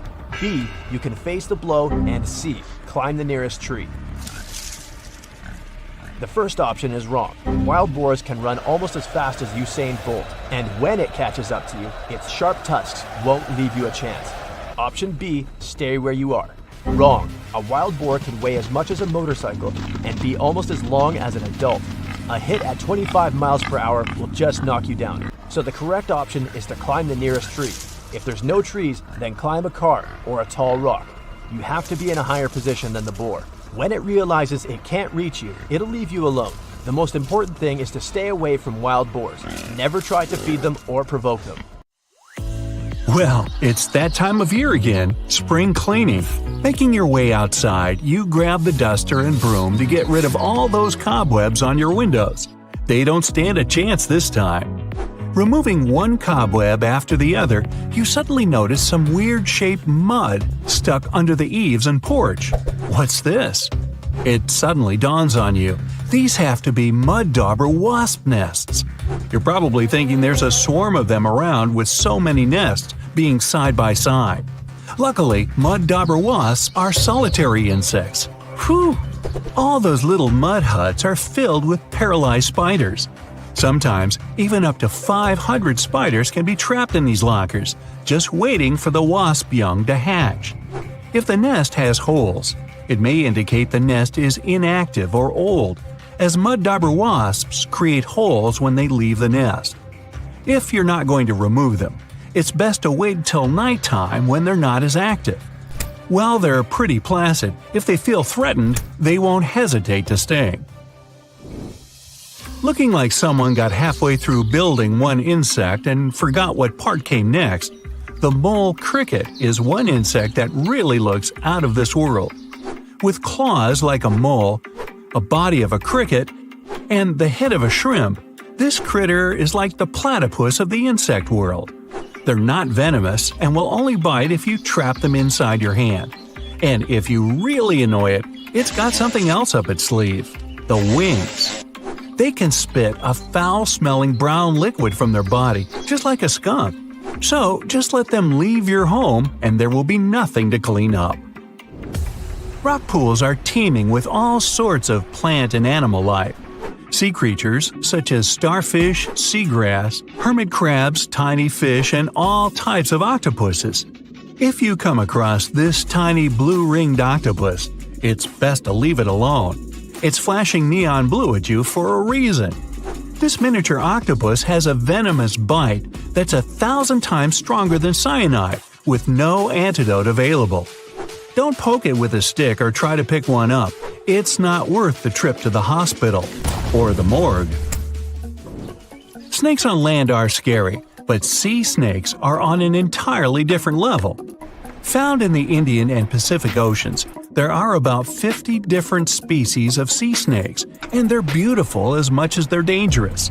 Luckily, they don't seem to worry about us too much. The Dubois sea snake is arguably the most venomous snake in the ocean, with the big sea snake not far behind. Their venom makes a cobra's bite seem like a walk in the park. The venom of both these snakes is extremely dangerous. Good thing for us that their venom can take hours to cause any symptoms in humans. If they can bite through your wetsuit, that is. Now, if this fly lands on your arm outside, you might just scream a little. Hey, I wouldn't blame you. The scorpion fly, as its name suggests, has a curved tail that looks just like a scorpion stinger. But you can breathe a sigh of relief. This is only used for mating. It also has a long beak-like head that's used to feed after stealing insects from spiders' webs. To find the perfect partner, they love to give the equivalent of a box of chocolates and flowers, except theirs is saliva. How romantic. If you happen to be in Africa, you might just miss this large bird if you're not paying attention. The shoebill will just casually stand still as you walk right on by. Growing up to 5 feet tall with an 8-foot wingspan, the shoebill sounds like an apex predator, though it's anything but. Known as one of the most slow-moving birds, almost statue-like, the shoebill just eats fish near the surface of the water without a care in the world. This bird isn't afraid of humans at all. While they won't naturally come over to talk about the weather, they'll allow us to get close enough for some photos. Now, if you hear a small squeaking sound while you're in the garden, it could be a mouse, a squirrel, or a rhinoceros beetle is letting you know that you are too close. They love to make a racket when bothered. With a giant scary horn on top of their head, they might seem like they're able to defend themselves with it, but that's not possible at all. That's only to move leaves and sticks out of their way, and to stop other males from coming into the female beetle's area. Not only have they got a horn on their head, but they've also got Herculean strength, able to lift 850 times their own weight. It's like you or me lifting 65 tons or 11 elephants. Hey, let's try it. Nah. Found mainly in China, the small tufted deer looks adorable with its tuft of hair. That is, until it turns around. Oh no, it's a vampire deer! Luckily, this animal doesn't want to taste your blood or wear a cape. Only males grow these during the mating season rather than antlers to fight over territories in female tufted deer. These fangs are more like elephant tusks than sharp teeth. Not only do they have fangs, but they're also known to bark like a dog and flee like a cat when they're scared. Red sky at night, sailor's delight. Red sky in the morning, sailor's warning. No one said anything about a red tide, though. The red tide is a toxic algal bloom that rises up from the seafloor after particularly bad storms. This algae looks a lot like spilled ketchup or rust in the water, but it's much worse for the life around it. Fish and marine life will try to escape once exposed to the toxic algae in their water. It's not particularly harmful to humans who are exposed to it. But if you eat seafood contaminated with its toxins, things can become a bit more serious. So, if the sea is red, just stay out of the water. Some spiders love to show off with bright colors to show they're dangerous. Not the Sydney funnel web spider of Australia. This glossy black spider doesn't need theatrics to prove it's tough. These bad-tempered crawlers cause serious alarm when they decide to bite us. It can shut down our entire nervous system in as little as 30 minutes. Making their web in any shelter, like old logs, shoes, or even garden gnomes, the funnel web spiders like to live close to our surroundings for easy food. When they get tired of an area, they just leave their web behind and wander off to find somewhere new. Perfect. Some say honey badgers don't care, and I think they might be right. When you're brave enough to take food away from a jaguar, lion, or hyena, hey, what do you got to fear? These tough relatives of the weasel aren't just ferocious, they're super smart. Known to even use tools to escape from enclosures.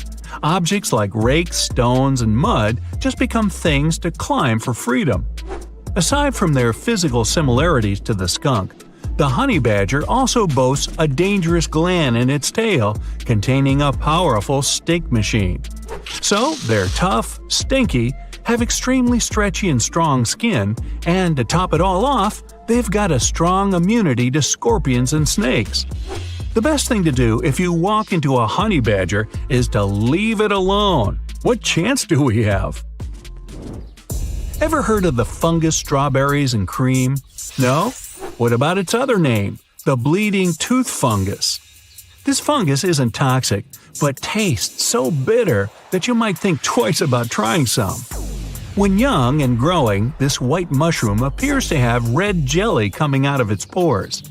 This sticky liquid is sap that's pushed up from taking on too much water. The adult mushroom is just a boring beige compared to this. Underneath the mushroom cap, where its spores are produced, it has a tooth-like structure, just to make it even weirder.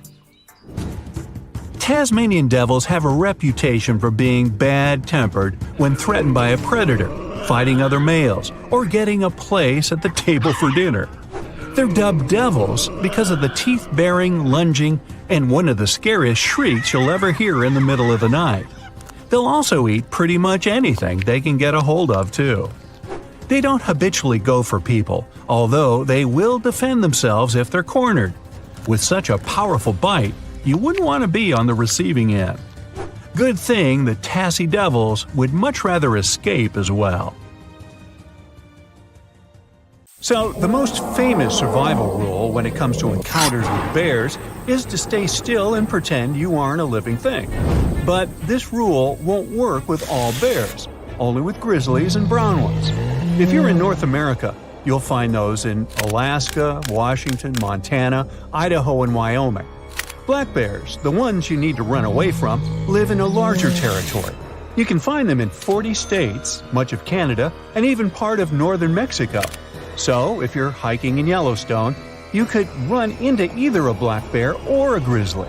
But let's say you're in California. The bear you accidentally meet is most likely a black one. And no, you can't just tell the difference by the color of its fur. Black bears can be black, brown, cinnamon, blonde, blue-gray, or even white. It's getting complicated, isn't it? If you notice a hump at the shoulders of your unexpected date, it's a grizzly. Black bears don't have those. A grizzly will also have a dished face, round ears, and long, light-colored claws. A black bear has a straight dog-like muzzle, pointed ears, and dark claws. We'll have a quiz on this later. Maybe. So, if you're sure it's a grizzly or a brown bear, lie down. Take a fetal position, tuck your knees to your chest, and cover your head to show the bear you won't hurt them. These big guys mostly attack if they feel there's a threat to them. You can never outrun them, so don't even try.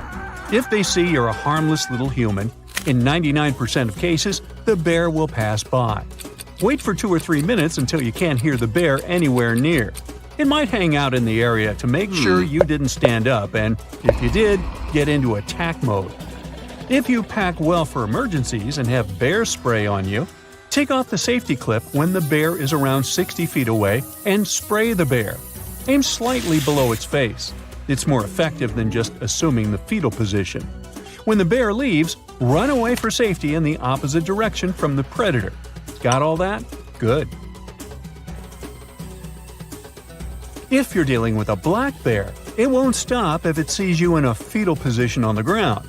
If you don't have bear spray on you and the bear is clearly interested in you, show it who's boss. Throw rocks or your stuff at it. Shout, "Hey bear!" loudly. Clap, make yourself look bigger by raising your arms and jacket.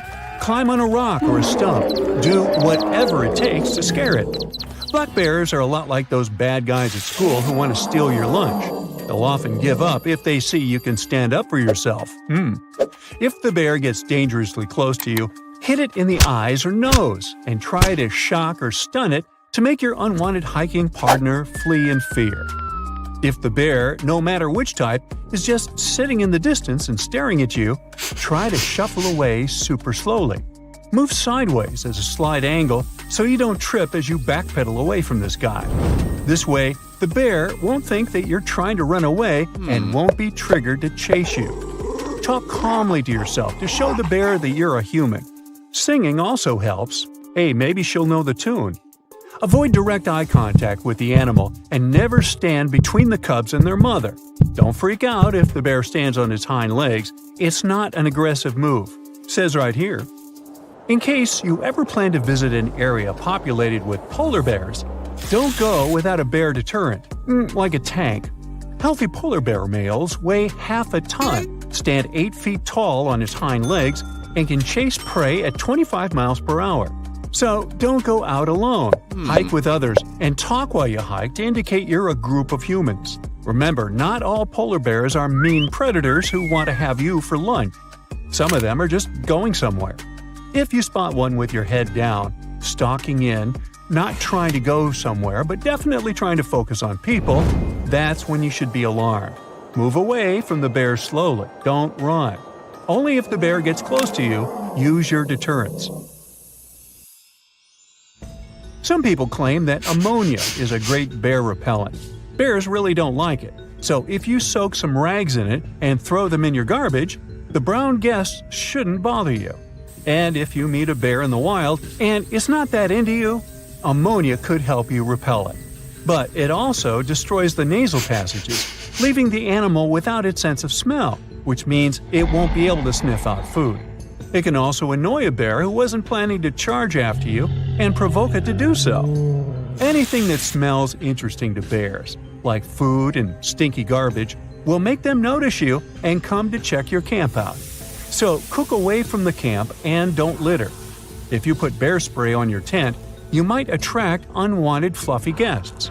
The pepper products in it smell like food, so that could be one way to attract bears. If you notice a bear standing along the road, resist the urge to stop and take photos. Move at least 100 yards away and pull over to a safe location. Roadside bears quickly get used to humans and traffic noise, which can become dangerous for their lives. And they're more likely to approach campgrounds and picnic areas in search of human food.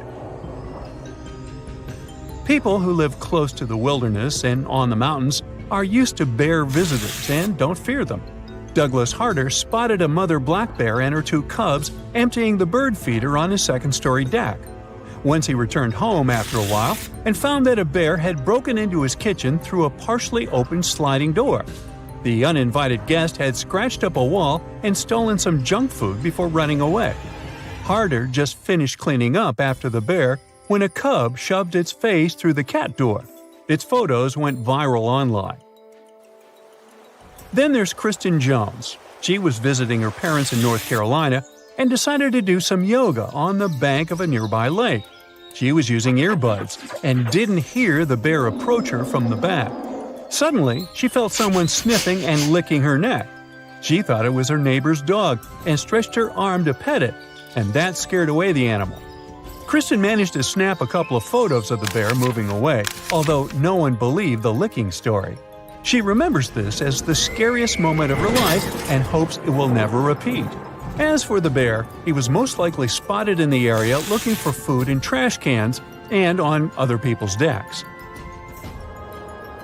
Scientists who observe polar bears note how incredibly smart these animals are. Members of Polar Bears International have captured hundreds of photos to better study these animals. Before they started using a special cage, they would take photos using a camera that was on the end of a long pole that would be lowered from a height. One day, the camera's flash went off right in front of a bear's face. He didn't appreciate the paparazzi move, but instead of ruining the camera, the bear calmly extended one arm. Then, it stretched one claw and touched the lip of the camera's lens. The animal kept the claw inside and wouldn't let go of the camera. The photographer was trying to move the pole, but it was pointless. After 15 minutes, the bear looked up at him and finally let go of the equipment. It looked like it was trying to send a message never to use a flash on it again.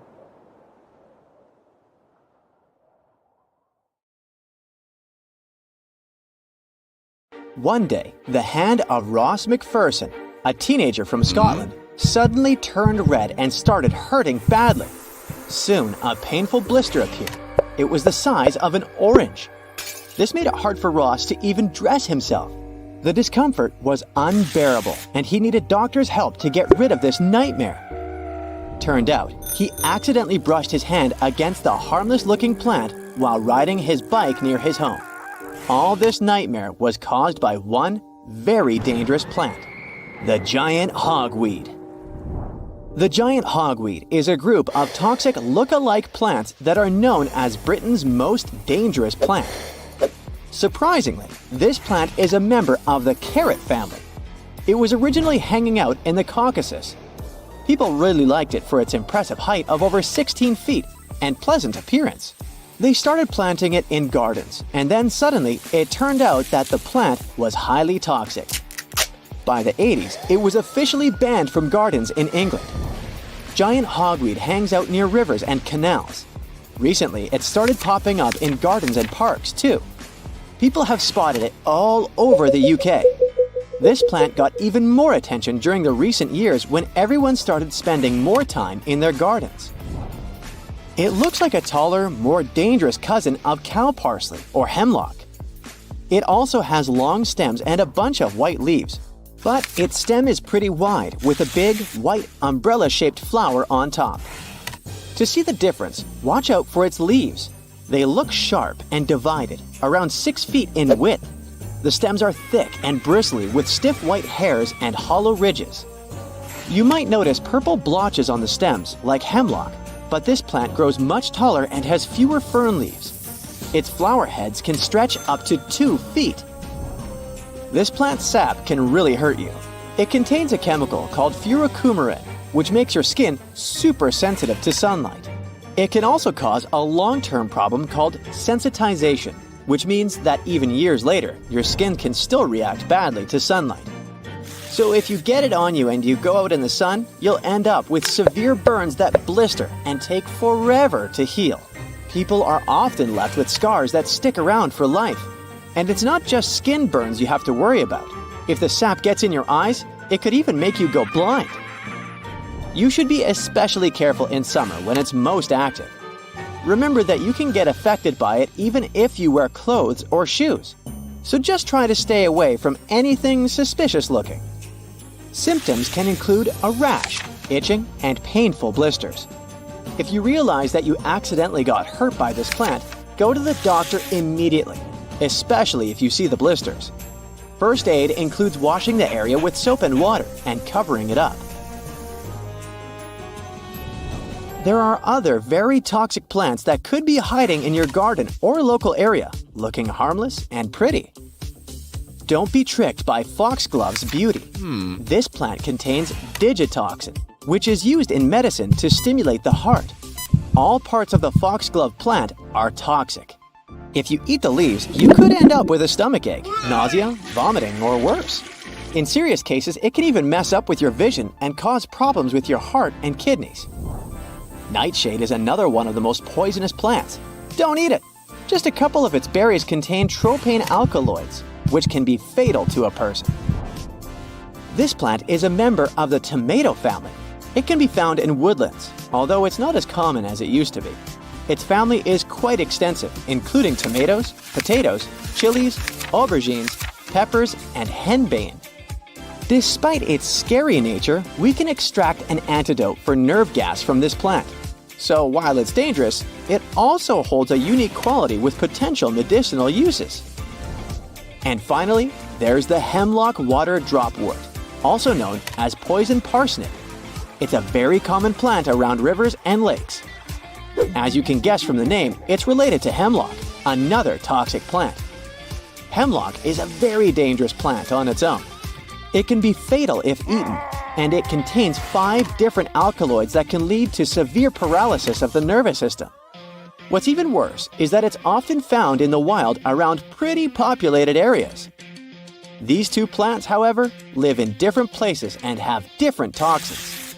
Every part of the hemlock water dropwort, including its tubers, stems, and leaves, contains a powerful poison called enanthotoxin. This poison targets the central nervous system and can cause serious convulsions. So, both of these plants are not to be messed with. These are just relatively toxic plants, but there are also those that are considered the most dangerous ones in the world. Aconite, also known as monk's hood or devil's helmet, is one of Europe's most poisonous. Just touching it can be harmful because of its potent neurotoxin. Manchineel tree is found in both Americas. This tree's sap can burn your skin. Its leaves and fruit are lethal. Castor bean is native to Africa. This shrub's seeds contain ricin, a toxin that's said to be 6,000 times more poisonous than cyanide. But it also has an upside. Castor oil can be extracted from these seeds. The seeds of jaguarity bean are used in jewelry, but they contain a toxin called abrin, which is extremely poisonous.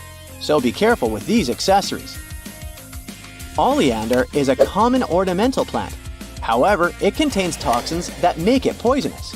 While poisonings are common, luckily, the plant is so bitter that no one wants to eat it in large quantities, so fatal cases are rare. Gympie gympie is a plant from Australasia, Indonesia, and Malaysia. The plant has a funny name, but its stinging hairs cause extreme discomfort lasting for months or even years. And finally, the potato plant. Though not as toxic as others, can be harmful if eaten. The green parts of the potato plant contain toxins like solanine and chaconine. Getting rid of toxic plants around your garden is crucial, even though it's not legally required. Especially because they could spread in the wild and you could get in trouble with the law for that. Here's what you can do to remove them safely. First, wear protective gear like gloves and face masks. Cover your skin completely and make sure that nothing can touch it. Make sure to dispose of the gear later or wash it immediately very carefully. Be careful not to let toxic plants flower. Try to dispose of them when they're small and pull them out when the soil is wet. For bigger plants, you might need to loosen the roots with a fork. It's best to leave this to professionals if it's a large area. Finally, make sure to dispose of the plant carefully. Don't just throw it anywhere, as it can spread and cause more problems. And stay on your guard in the future, as it can produce a lot of seeds that stick around for a long time. There's no need to panic if you see them in your garden. Just be careful and take action if you find it on your property. If you see them in your area, call the professionals to remove them. Luckily, fatal cases are very rare, and even if you accidentally touch the plant, you should be fine if you go to the doctor as soon as possible. But why are some plants so dangerous? It's all about chemistry and how plants have evolved over time. Plants develop toxins to protect themselves from being eaten by animals. If a plant is slightly more toxic than its neighbors, it has a better chance of surviving because animals will avoid it. Interestingly, most of the plants became dangerous to scare away large ancient animals like woolly mammoths or aurochs, not humans. Because of that, these toxins often aren't fatal. The plants only wanted to make those who ate it feel unwell so animals would stop eating the plant. Now, these large animals are extinct and nobody touches these guys. Unfortunately, they've already evolved to stay paranoid, so all we can do is stay as far away from them as possible. Look at this pretty creature. It looks cute and totally harmless. But you should know that appearances are deceptive, and the blue-ringed octopus is an extremely venomous species of octopus. In fact, they are one of the world's most venomous marine animals. These creatures are found in tide pools and coral reefs. Despite their small size, a mere 5 to 8 inches, they're very dangerous to humans if provoked. Their venom contains a powerful neurotoxin called tetrodotoxin. When the animal feels threatened, its first instinct is to flee. But if the threat persists, for example, if you don't give up the idea of picking the octopus up, it will go into a defensive stance and display its blue rings. If the octopus is cornered and touched, it may bite its attacker, and it can end very, very badly. Tetrodotoxin causes severe consequences, and sometimes results in total body paralysis. When the victim is fully aware of the surroundings but unable to move, the victim remains conscious and alert, but because of the paralysis, there's no way of signaling for help or indicating distress. Interestingly, in its chilling mode, the blue-ringed octopus looks brown or even pale, but once it feels endangered, it switches on its psychedelic pattern. Such a response is called aposematic behavior. In simple words, it's when an animal flashes bright colors warning others that, should they take a bite, they won't live to tell the tale. Of course, the blue-ringed octopus isn't the only dangerous animal that looks harmless out there. For example, look at this creature. This animal looks super cute, fluffy and soft-looking. The desire to touch it is irresistible. Watch out. The sting of the hairy caterpillar can pack a serious punch. It's called the puss moth caterpillar, or asp. Hidden among that luxurious fur, there are venom spines equipped with stinging cells like jellyfish. People react very differently to caterpillar toxins. Some may develop more severe reactions than others. Plus, how bad the consequences are also depends on the thickness of the skin in the affected area. In most cases, the unpleasant sensations and rash go away in a few hours or sometimes days. The next animal on our list is the poison dart frog. There are more than 170 species of these frogs, and funnily enough, not all of them are actually poisonous. Those which are secret extremely dangerous toxins through their skin. On the bright side, the frogs never use these toxins for hunting or attacking. They only have them for self-defense. Experts aren't sure, but they suppose that the frog's ability to produce these toxins might come from a diet rich in toxin-containing animals, for example, centipedes or ants. Indigenous peoples in Central and South America have been known to rub their arrows and darts on the frogs in order to give them a poison tip. The main thing you need to keep in mind: if you touch a poison dart frog, seek assistance immediately. Especially if you've come across the golden poison dart frog, it's the most toxic one. The flamboyant cuttlefish is the only known venomous cuttlefish species. This creature has incredibly poisonous muscle tissue, despite its tiny 2 to 3 inches at most frame. Watch out for a dark brown underwater animal with 2 tentacles and 8 arms. It's also likely to have purple and yellow around its arms. Anyway, your best bet is to avoid biting into one of these intriguing creatures, and you'll most likely be safe. Predatory cone snails are very slow animals. This is the main reason why they have no means to capture their prey mechanically. I mean, they can't really grasp another animal or bite it. Instead, the cone snail has evolved potent venom that helps it survive. Probably the coolest thing about these creatures is that among almost 1,000 species, there's no overlap in the toxins produced by each of them. Even though cone snails don't have fangs, they have a venom-covered harpoon they use to sting their prey. There's a tube-like structure at the end of a venom bulb, and a modified tooth can shoot out of the tube at a mind-boggling speed of 400 miles per hour. So being slowpokes doesn't actually bother cone snails. And since the venom is unique to certain species, some of them can deliver a minor sting, while others might cause serious harm to your health. For example, this reef-dwelling little fella unleashes a harpoon-like tooth to sting its prey, and there is no known cure for its venom. When you think of pufferfish, you probably imagine a bloated-looking creature with impressive 360-degree quills. But beneath those funny spikes, there is a vicious creature. And the most dangerous part of this creature is its poison, which is considered to be one of, if not the, most dangerous and potent in the world. The good news is that you won't get poisoned unless you eat the fish. So maybe better stick to the California roll. Now look at this insect and try to never approach it. It's the Japanese giant hornet. This monstrously sized creature, which can grow to be almost 2 inches long, is known to be highly aggressive. Its impressive stinger packs enough venom to make the sting very, and I mean it, painful. Some people don't survive being stung by this insect. Even though the venom isn't the most potent, the large size of the creature makes the dose too big. And if it's not one but several hornets attacking you, well, the consequences are likely to be dramatic. The giant hornet isn't necessarily unfriendly toward people or other animals, but it will sting if you provoke it. This truly beautiful bright blue creature is called the blue sea dragon. Despite such an imposing name, the critter is actually tiny, usually no bigger than a grape. You may find it on the beach or floating beside you in the water. Now, you need to remember one thing. However pretty this little slug may look, never ever touch it. Despite their tiny size, their sting can pack a punch, all because of their diet. Their favorite dish is the Portuguese man-o-war, a jellyfish that has enough venom to paralyze small fish and crustaceans. The blue dragons first use mucus to neutralize the jellyfish's infamous stinging cells, and then they steal these cells from the man-o-war's tentacles and store and concentrate them within their own tissues. Then they release these stinging cells on contact, which makes their own sting even more powerful, even worse than that of the man-o-wars itself. These awesome creatures are also extremely sneaky. Even though their appearance is bright, to say the least, they're well-known masters of disguise. You see, that vibrant blue coloring is actually on their bellies, and when they float on their backs, they simply blend with the water.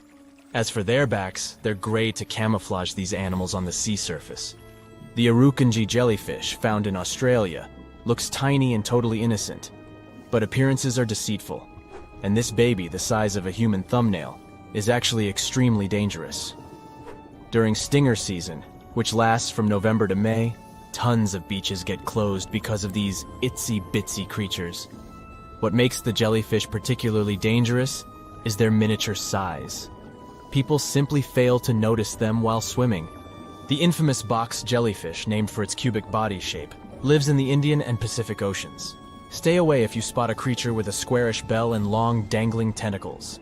And even if you only see a single tentacle without the jellyfish attached to it, don't come close or touch it.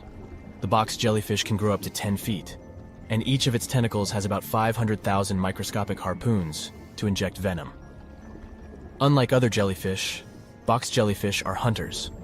They can latch onto you by wrapping their slender tentacles around your limb or body. With how dangerous their venom is, it won't be a pleasant experience. That's it for today. So hey, if you pacified your curiosity, then give the video a like and share it with your friends. Or if you want more, just click on these videos and stay on the bright